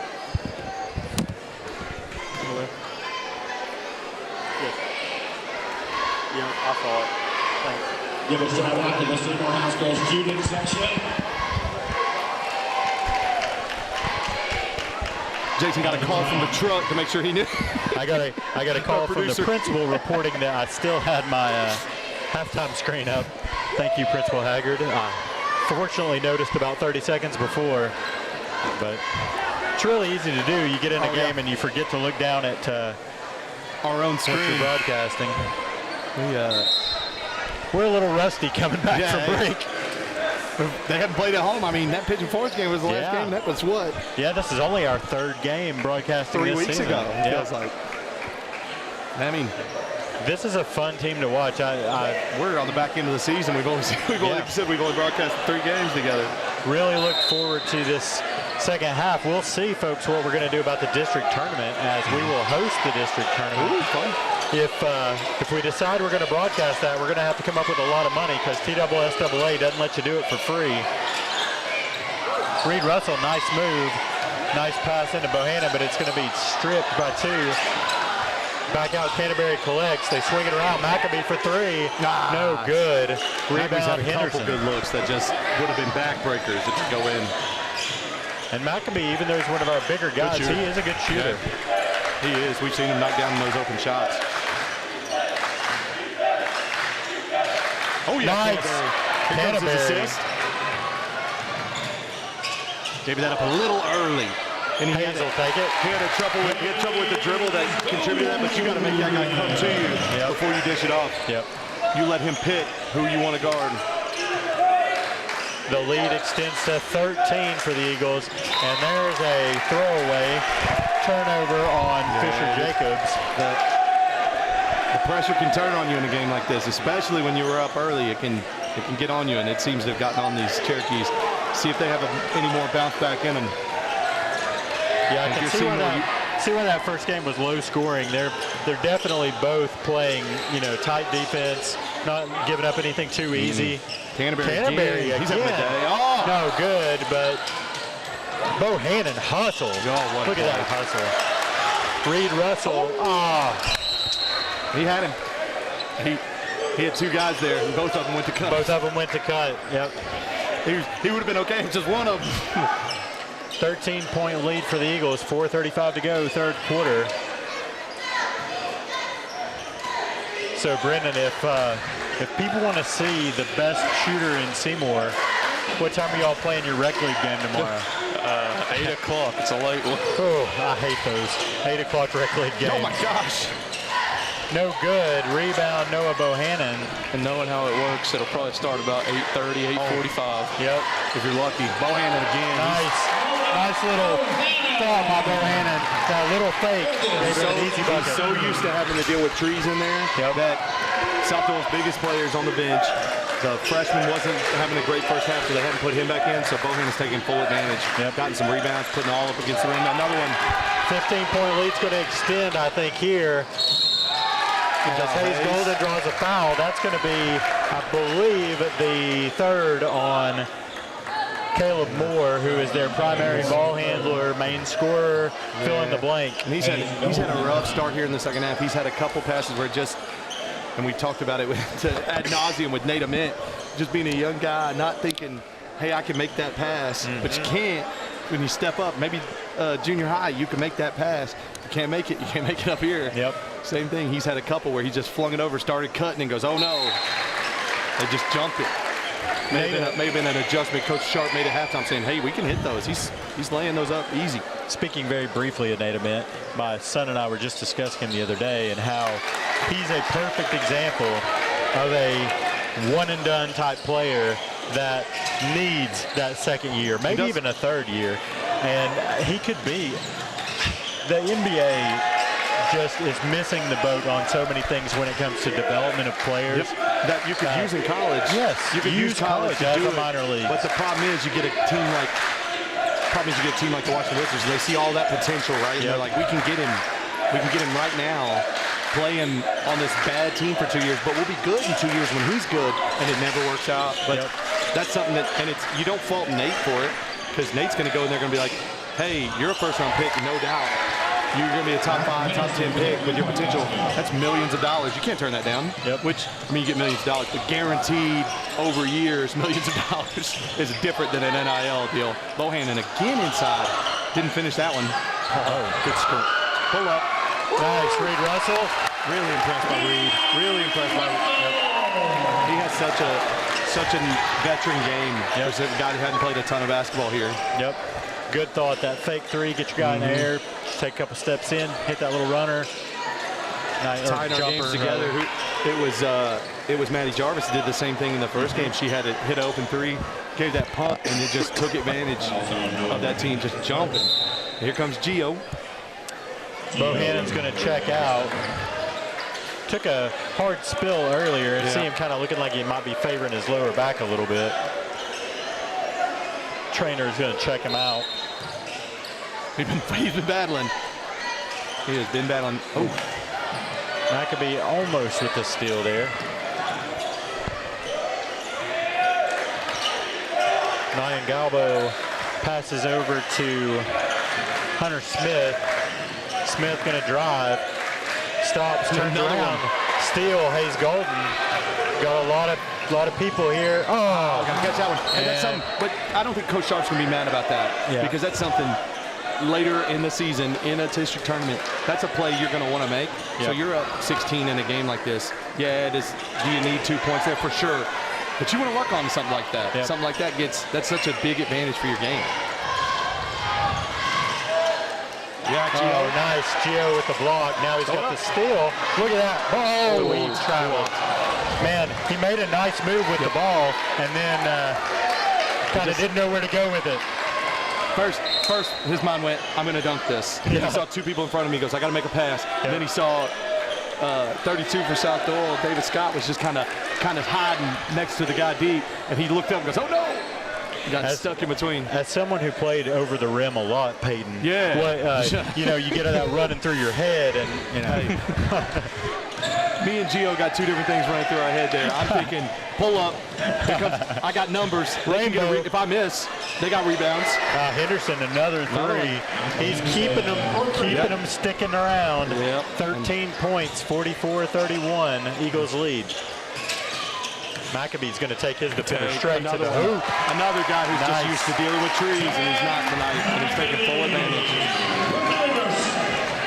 Eagles lead by 15. You know, I've not seen anyone else do this that wasn't Rick Barnes. But he does that same thing Rick does. He takes his post and just has him walk up the floor with him, and just sets that almost protector of your ball pressure. Off his foot, right off Gold's foot, but the big's been just kind of floating up with him. I love the play. It's hard to get it through your big's brain not to actually stop and set a screen. Right. But as long as you just kind of, it keeps that ball pressure at bay. Just gives you a little running screen, I guess you'd say. Yeah, and it's not illegal. You're just kind of walking up the floor and you just. It just takes. Walking screen, I guess that's better. If you got a kid that's not great with ball pressure, it's just a good little pressure release. You're allowed to walk up the floor. Great steal by Hayes. That's not a great call, but Hayes has had his hands on every pass that's went to that side of the floor for 7.5 minutes, 7 minutes here. Clay Kiesling's going to check in as Hayes Golden takes a break. You know, Hayes 9 points. I think he might be leading us in scoring, but it's been kind of a quiet night. It's been Hayes standards. It has been, everybody. It has been spread out. Yep. Everybody's getting a little bit. I'm gonna say because Noah's got about 8 or so. Another one. Oh, that looked good. 3, no good from Fisher Jacobs. Eagles going quickly the other way. Clay is going to fire for 3, and he's got it. Give him the keys. Charge. Oh, easy layup there for number 10, Cade Carr. That's a 6'3" junior post. Clay overran that one. He was fired up. He thought he was going to get over there and get a charge, and 2 people were stopping the ball already. Clay, good rebound, Maccabee. Oh, Talon. Nice little head ball. Got his defender off the ground. That's every bit as pretty. He's had a couple of those tonight. Yep. Maybe coming off the bench has just gotten in his head a little bit where he just says, all right, I'm just need to come in and score. Long three. Great shot. Great shot for Fisher Jacobs. Gets it back to 15. He had a frustrating quarter. He took a lot of that frustration. He said, I'm just going to hit this 30-footer. Yep. So 51-36, 8 minutes to go. And hopefully we're going to, well, you can never say anything after that last girls game. After that Pigeon Forge girls game, yeah, we don't talk after that.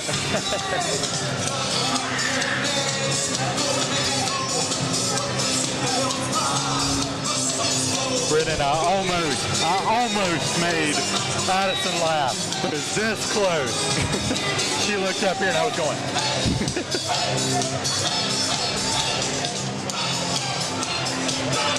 Addison, one of the seniors on the dance team, was in our AV class last semester. And oh, nice. Got Coach Sharp looking a little angry, mean mugging over there. He pointed at it earlier. He liked it.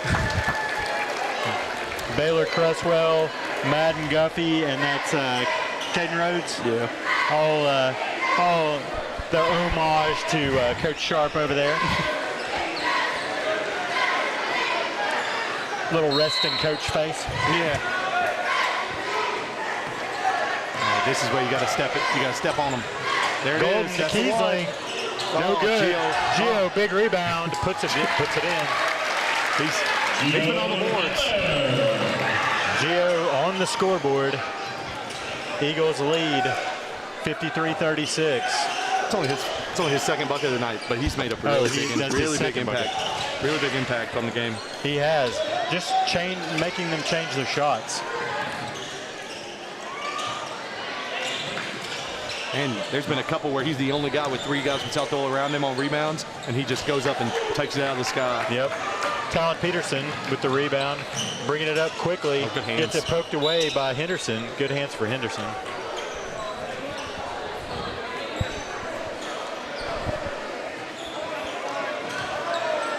$17-point lead for the Eagles. 7 minutes, 15 seconds to go.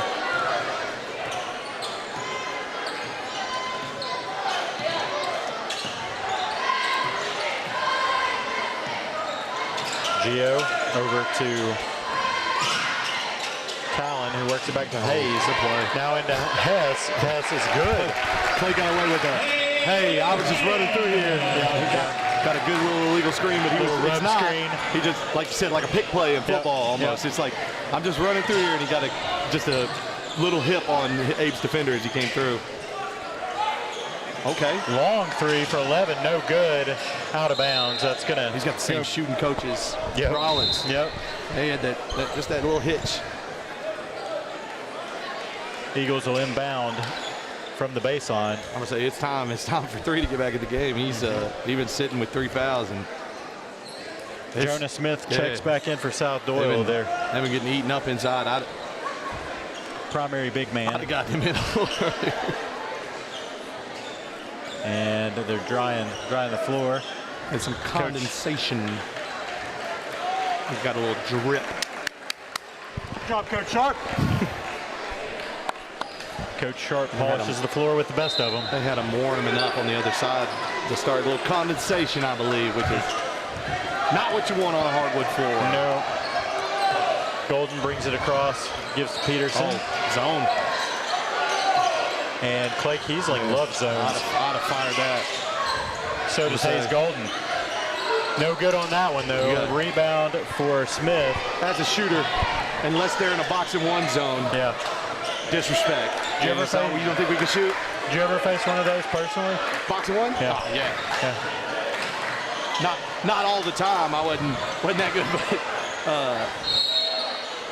anytime you get on the hot streak, they're just like, all right. Yep. We'll go ahead and have it, but it's Do you remember your team's running that on? You guys had Lester Wilson in your district. We absolutely. The problem with Lester is I sat next to Lester at the Tennessee game the other night. He is humongous still. In case you're wondering, he still looks like he just run out and give Tennessee 20. Really? But you couldn't really do that to Lester because they had Joe Meany on the floor, and he's 6'11". I mean, he was so good. And we had to do it to Devin. We had to do it to Devin Smith a couple times from Sevier County just because he was so incredible. I mean, just could beat you so many ways, and you were just like, hey, put your most athletic guy on him. Everybody else turn and watch him. And they had a bunch of good guys. They had Jacob Whaley was on that team as well, and you couldn't box him on him, but you had to. Yep. Oh yeah, Gio. Schmidt, actually, Devin Schmidt, those of you who don't know, we're talking about former Sevier County High School player, all-time leading scorer, Delta State University, played about 8 seasons in Spain professionally. Now he's playing his first season in Germany. And he's always a team leader on those European teams. Kiesling, give him the keys. Like I said, the disrespect of a zone to a shooter is just. I'll never forget in 8th grade, I forget where we were playing, but Clay hit 8 threes in the game. Oh, really? We were just going crazy on the bench. It was awesome. Oh, yeah, those of you who don't know, I believe, Brendan, did you play freshman basketball? I did. I heard that the other day. I was like, of course he's so quiet, he's never told me that. He actually did play basketball once upon a time beyond rec league. Basketball, but well, you had height, so. Yeah, got the boards. Things, I wouldn't say things are chippy in this game, but there's been some physicality there's for been sure. some physicality. And Not much jawing. It's hard to get going both sides with a 20-point game, but early it looked like it could have gone that way, and it's been a good. Henderson, The refs have done a good leave job. him Yeah. open. The refs have done a good job of not letting anything like that kind of fester. Yep. As we talk about that, Taylor gets a couple claps to the face. Oh, he had a shoe explosion down there. Uh-oh. His front toe was just. Really? Yeah. That's a, oh gosh, who's the NBA player that died? Zion. When he was at Duke, I Zion. think. Yeah. gosh. Yeah, well, I can't believe they make a shoe that doesn't do that when he plays. Oh, Gio, big block. And Hess cleans it up. Now we're going the other way. And there's a steal, Moore. Oh, Gio wanted to get a swat. He did. Good contest there, too. Hey, you like seeing that, though. You like seeing a big man that's hungry for the block, you know? Good move by Gio. With the big man with the handles and the spin. Good move. He's having a great, like I said, for a game where he has 6 points. Yeah. Big impact on the game. Yep. Changing a lot of shots. Rebounds, steals, deflections, blocks. Showing his Just, handles. He's had a turnover or two, but, you know, you can survive with that with a sophomore big man.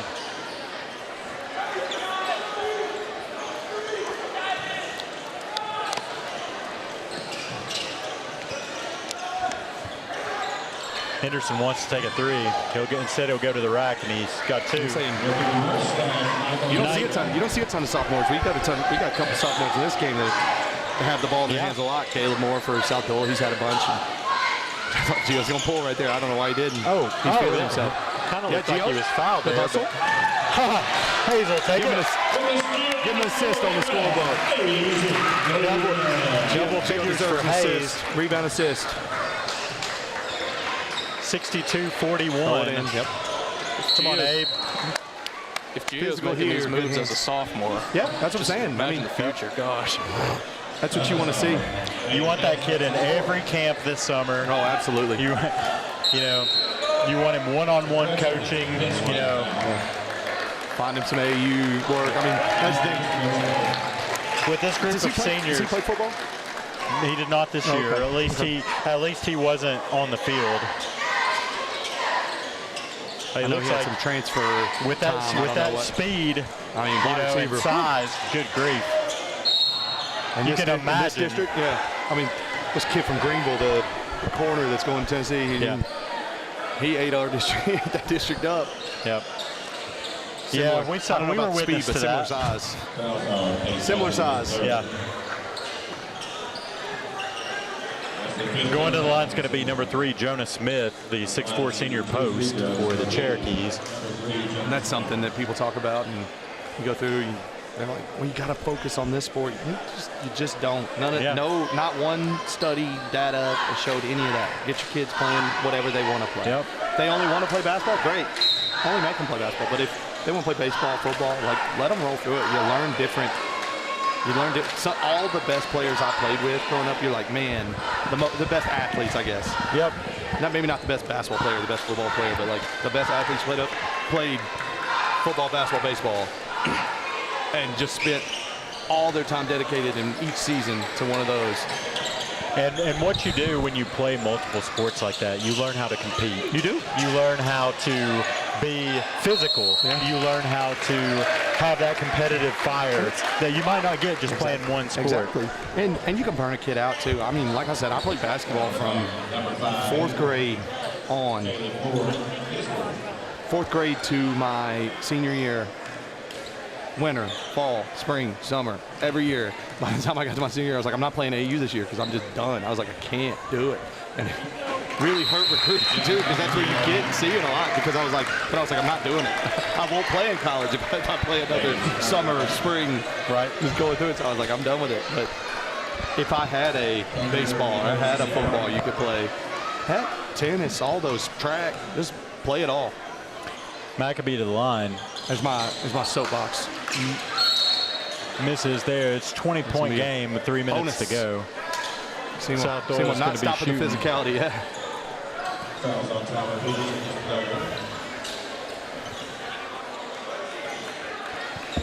Would not be surprised to see Coach Sharp work on some sets that he wants to see and just get some clock going. Jonah Smith to the line for South-Doyle. He's got 8 points in the game. But yeah, your sophomore, junior class for Seymour, a lot to look forward to even after this is a great year. But I've talked to Coach Sharp about his plans going through, and you go through and you have, all right, we were good we were better last year, right? You get up next year.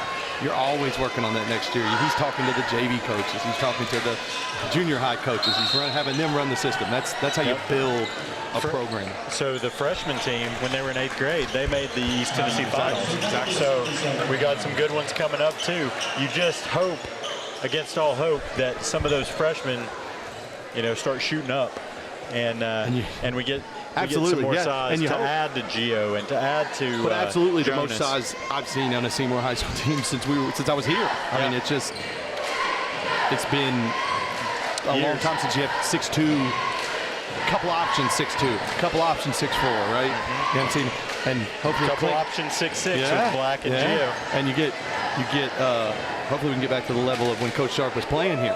Yeah. And so we talked about it during the girls' game, but South-Doyle's athletic director, Randy Moore's here, and he was the coach of those teams. And I played for Randy 4th, 5th, 6th, as you go up. And you got to have a hand in all those younger youth programs as you build up a program. I say as the cameraman finds Randy Moore in the crowd here. You can see Coach Moore. He's been right here there by the door in the black. Holding court. But Coach he is who coached both Seymour Eagles and Lady Eagles back around 2005 to probably around 2008, 9, sometime I think it was 2007, 2008, and a couple Final Fours between the boys and the girls. Yep. State runner-up, I believe, with the girls one year. I don't think Randy would ever admit it, but always the accusation was he picked the team that was going to be better, and that's the one he focused on. Which is hard not to do. Yeah, of it's course. hard not to do when you're doing both. Well, it's rare anymore because sports have become so competitive at the youth amateur level that if you did that today, the parents lose their mind, right? But everybody transfer out. Yeah, exactly. They're like, all right, he only cares about the boys this year. Next year, he's like, oh, he only cares about the girls. Then you don't have the program. But what he did, and like I said, my whole youth growing up, Randy coached us. He's the same age as his son, some of his sons. So, like, he coached us growing up, but he was always influenced on our middle school coaches, our JV coaches, just saying, hey, this is what we're doing. This is what I want to see. Hey, make sure your kids are doing this. Good move, Gio. He's going to be a good one. Yep. Going to call a foul on Jonah Smith. Is that his 4th? I believe so. Which they're taking him out, but yep. Or maybe they're just talking to him. Just quick talk. No, and they'll get him back in there. But okay, Braden Holloman, no good. You sit over there on the bench. Hey, I've been. How old is? What year is he? Sophomore? He's a junior. Junior? Yeah. I mean, but if you don't get the minutes, you see 2 on the clock. You're like, I better get it up. Yep. I've been that guy. Yeah, Gio, throw down, son. Oh! We've been waiting on that all night. His eyes got as big as saucers when he saw that loose ball. He already had that thing curled.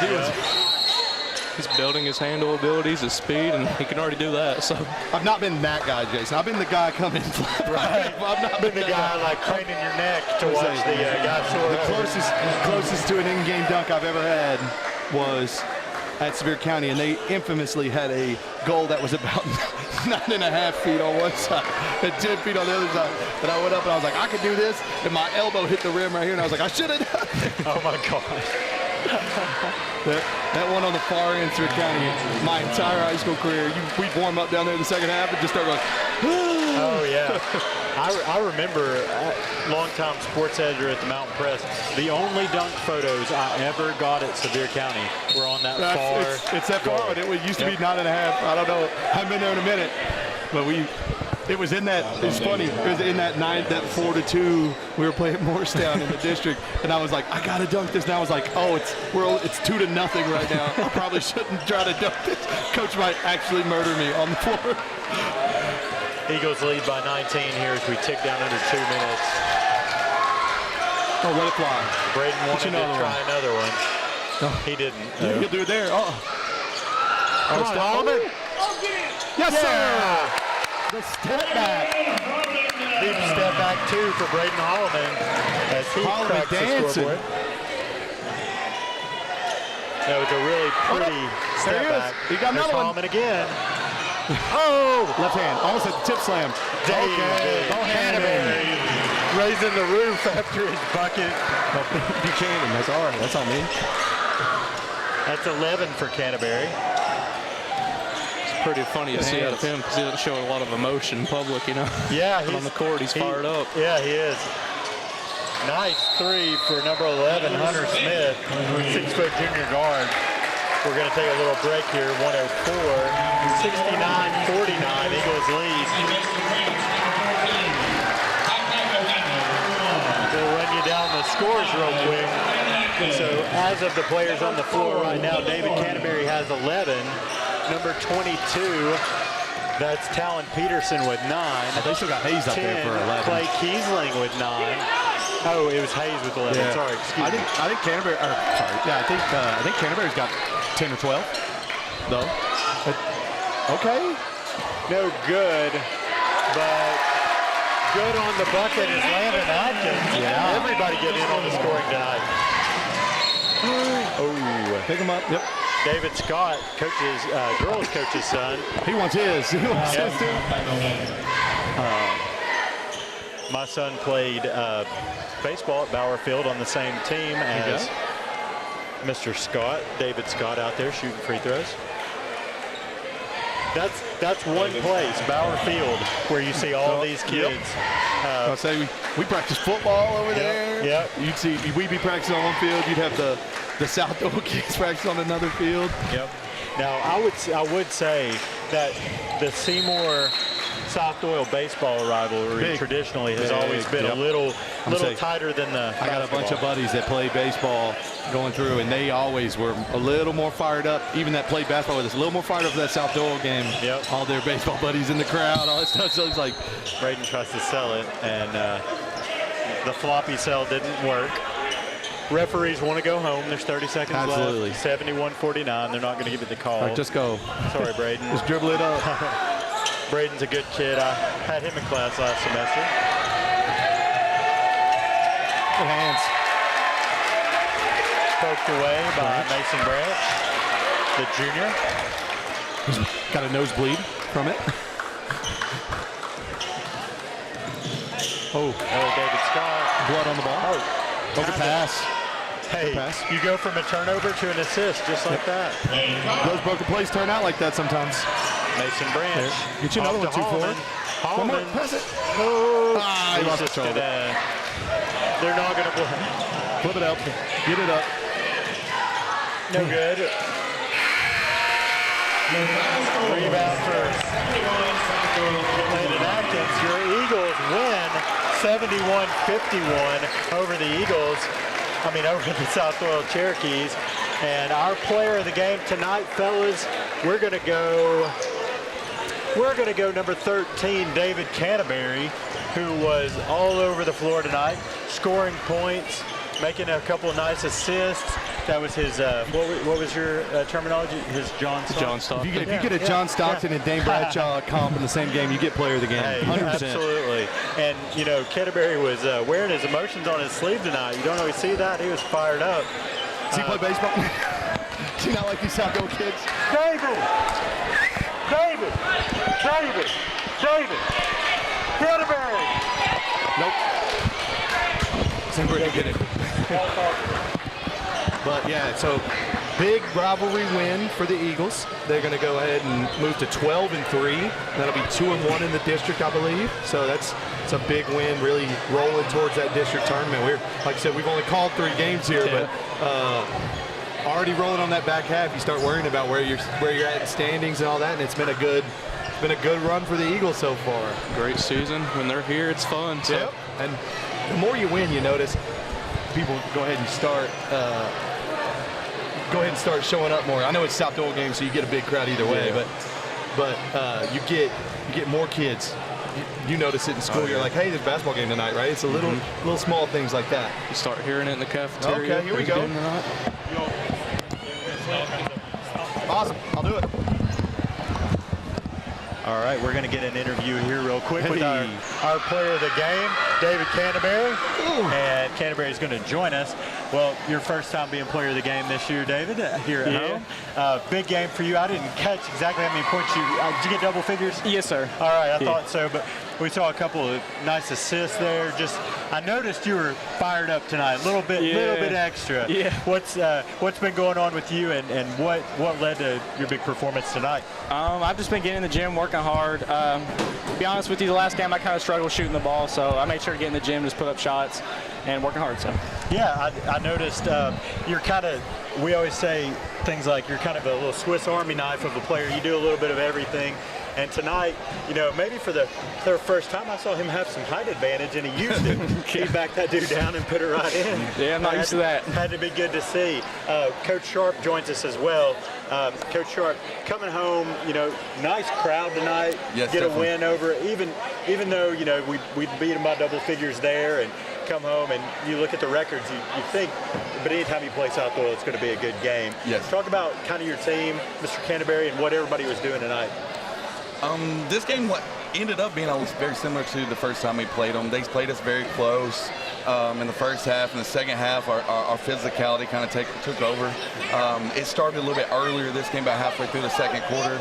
We could get downhill and bump them off their line and score, like this guy right here. A little bit, see that tricep flexing right there? Oh, I saw a flex. I saw two sophomore girls pass out. Oh, yeah. So we were able to use our size. I mean, they have definitely the biggest guy on the court, but other than that, we have a size advantage in most of the other spots, and I think we did a great job using that, trying to touch paint, sharing the ball.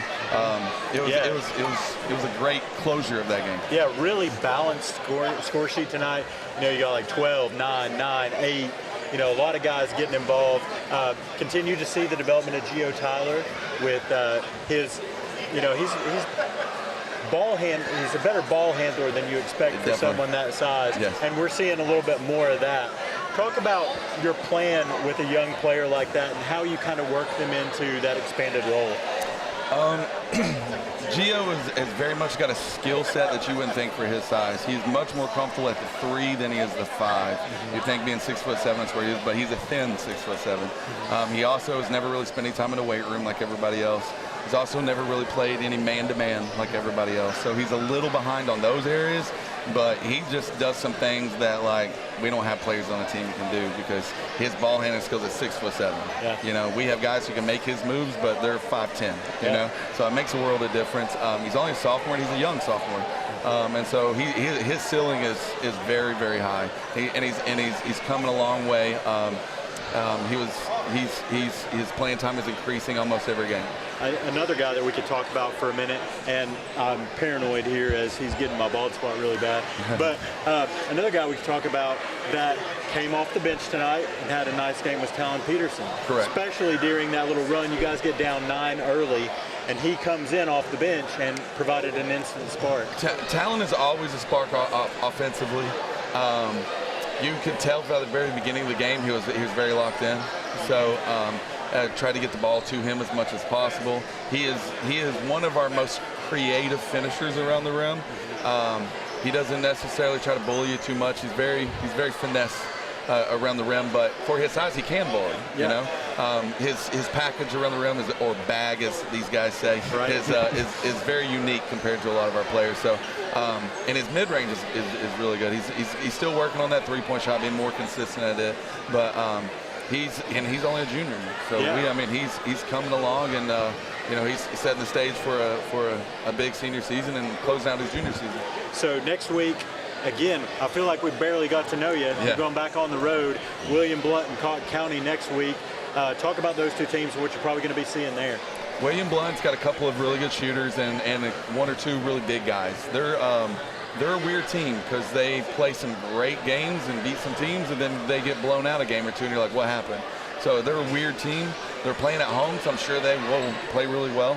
Cobb County's a district matchup. We played them 3 times last year because that's what we played in the district tournament, and I know the boys feel like I do. We want revenge. Yep. We went to the district tournament in the first half and just did not play ourselves. And so we have some redemption to do, and I think we're preparing for it. We had 2 great practices leading up to this game, probably 2 of the best practices we've had in a long time. So we got to continue on that thread. Guys seem to be really bought in for the second half of the season.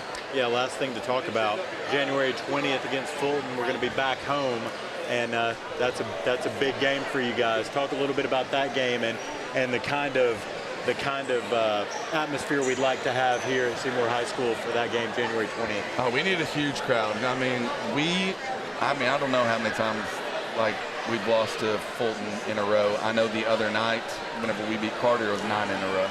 So we were 1 possession away from beating them. And that's in Jody Wright Arena, legendary coach.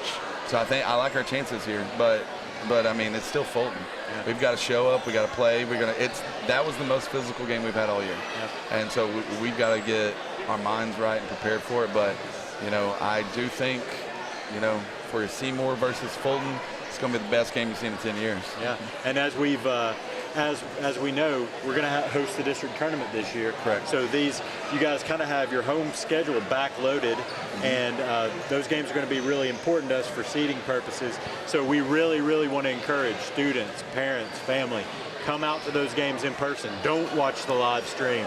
It's hard for me to say that, but I'm honest. Yeah. Come to the games, make a difference. Yeah, for sure. Our environment is getting better. And I remember our first home game last year, my first home game, I couldn't believe how quiet it was. Yeah. There was 2 people in the student section, a few parents. But that's just credit to these guys. They've started winning. They're bought in. So winning brings fans, and we need more.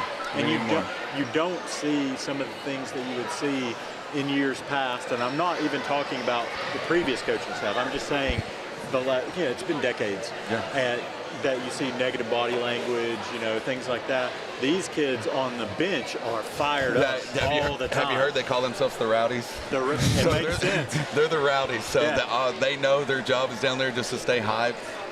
We were over Christmas tournament. Several coaches have come to me. One coach in particular said he pulled his team out of the locker room to sit across the stands just to watch our bench.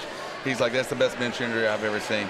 So, I mean, people are paying to watch basketball. They can also get a show from the bench. Yeah. Those guys are hilarious. Yeah, and I just want to say to, if anybody's watching out there, we've got great primary sponsors in 865 Elite and Seymour Add Value Pharmacy. But if there's anybody out there that wants to step up and say, hey, we're going to pay for that district tournament to be televised, TSSAA wants their cut, so we gotta pay for it. And I forget how much it costs. It's not cheap. No, it's not.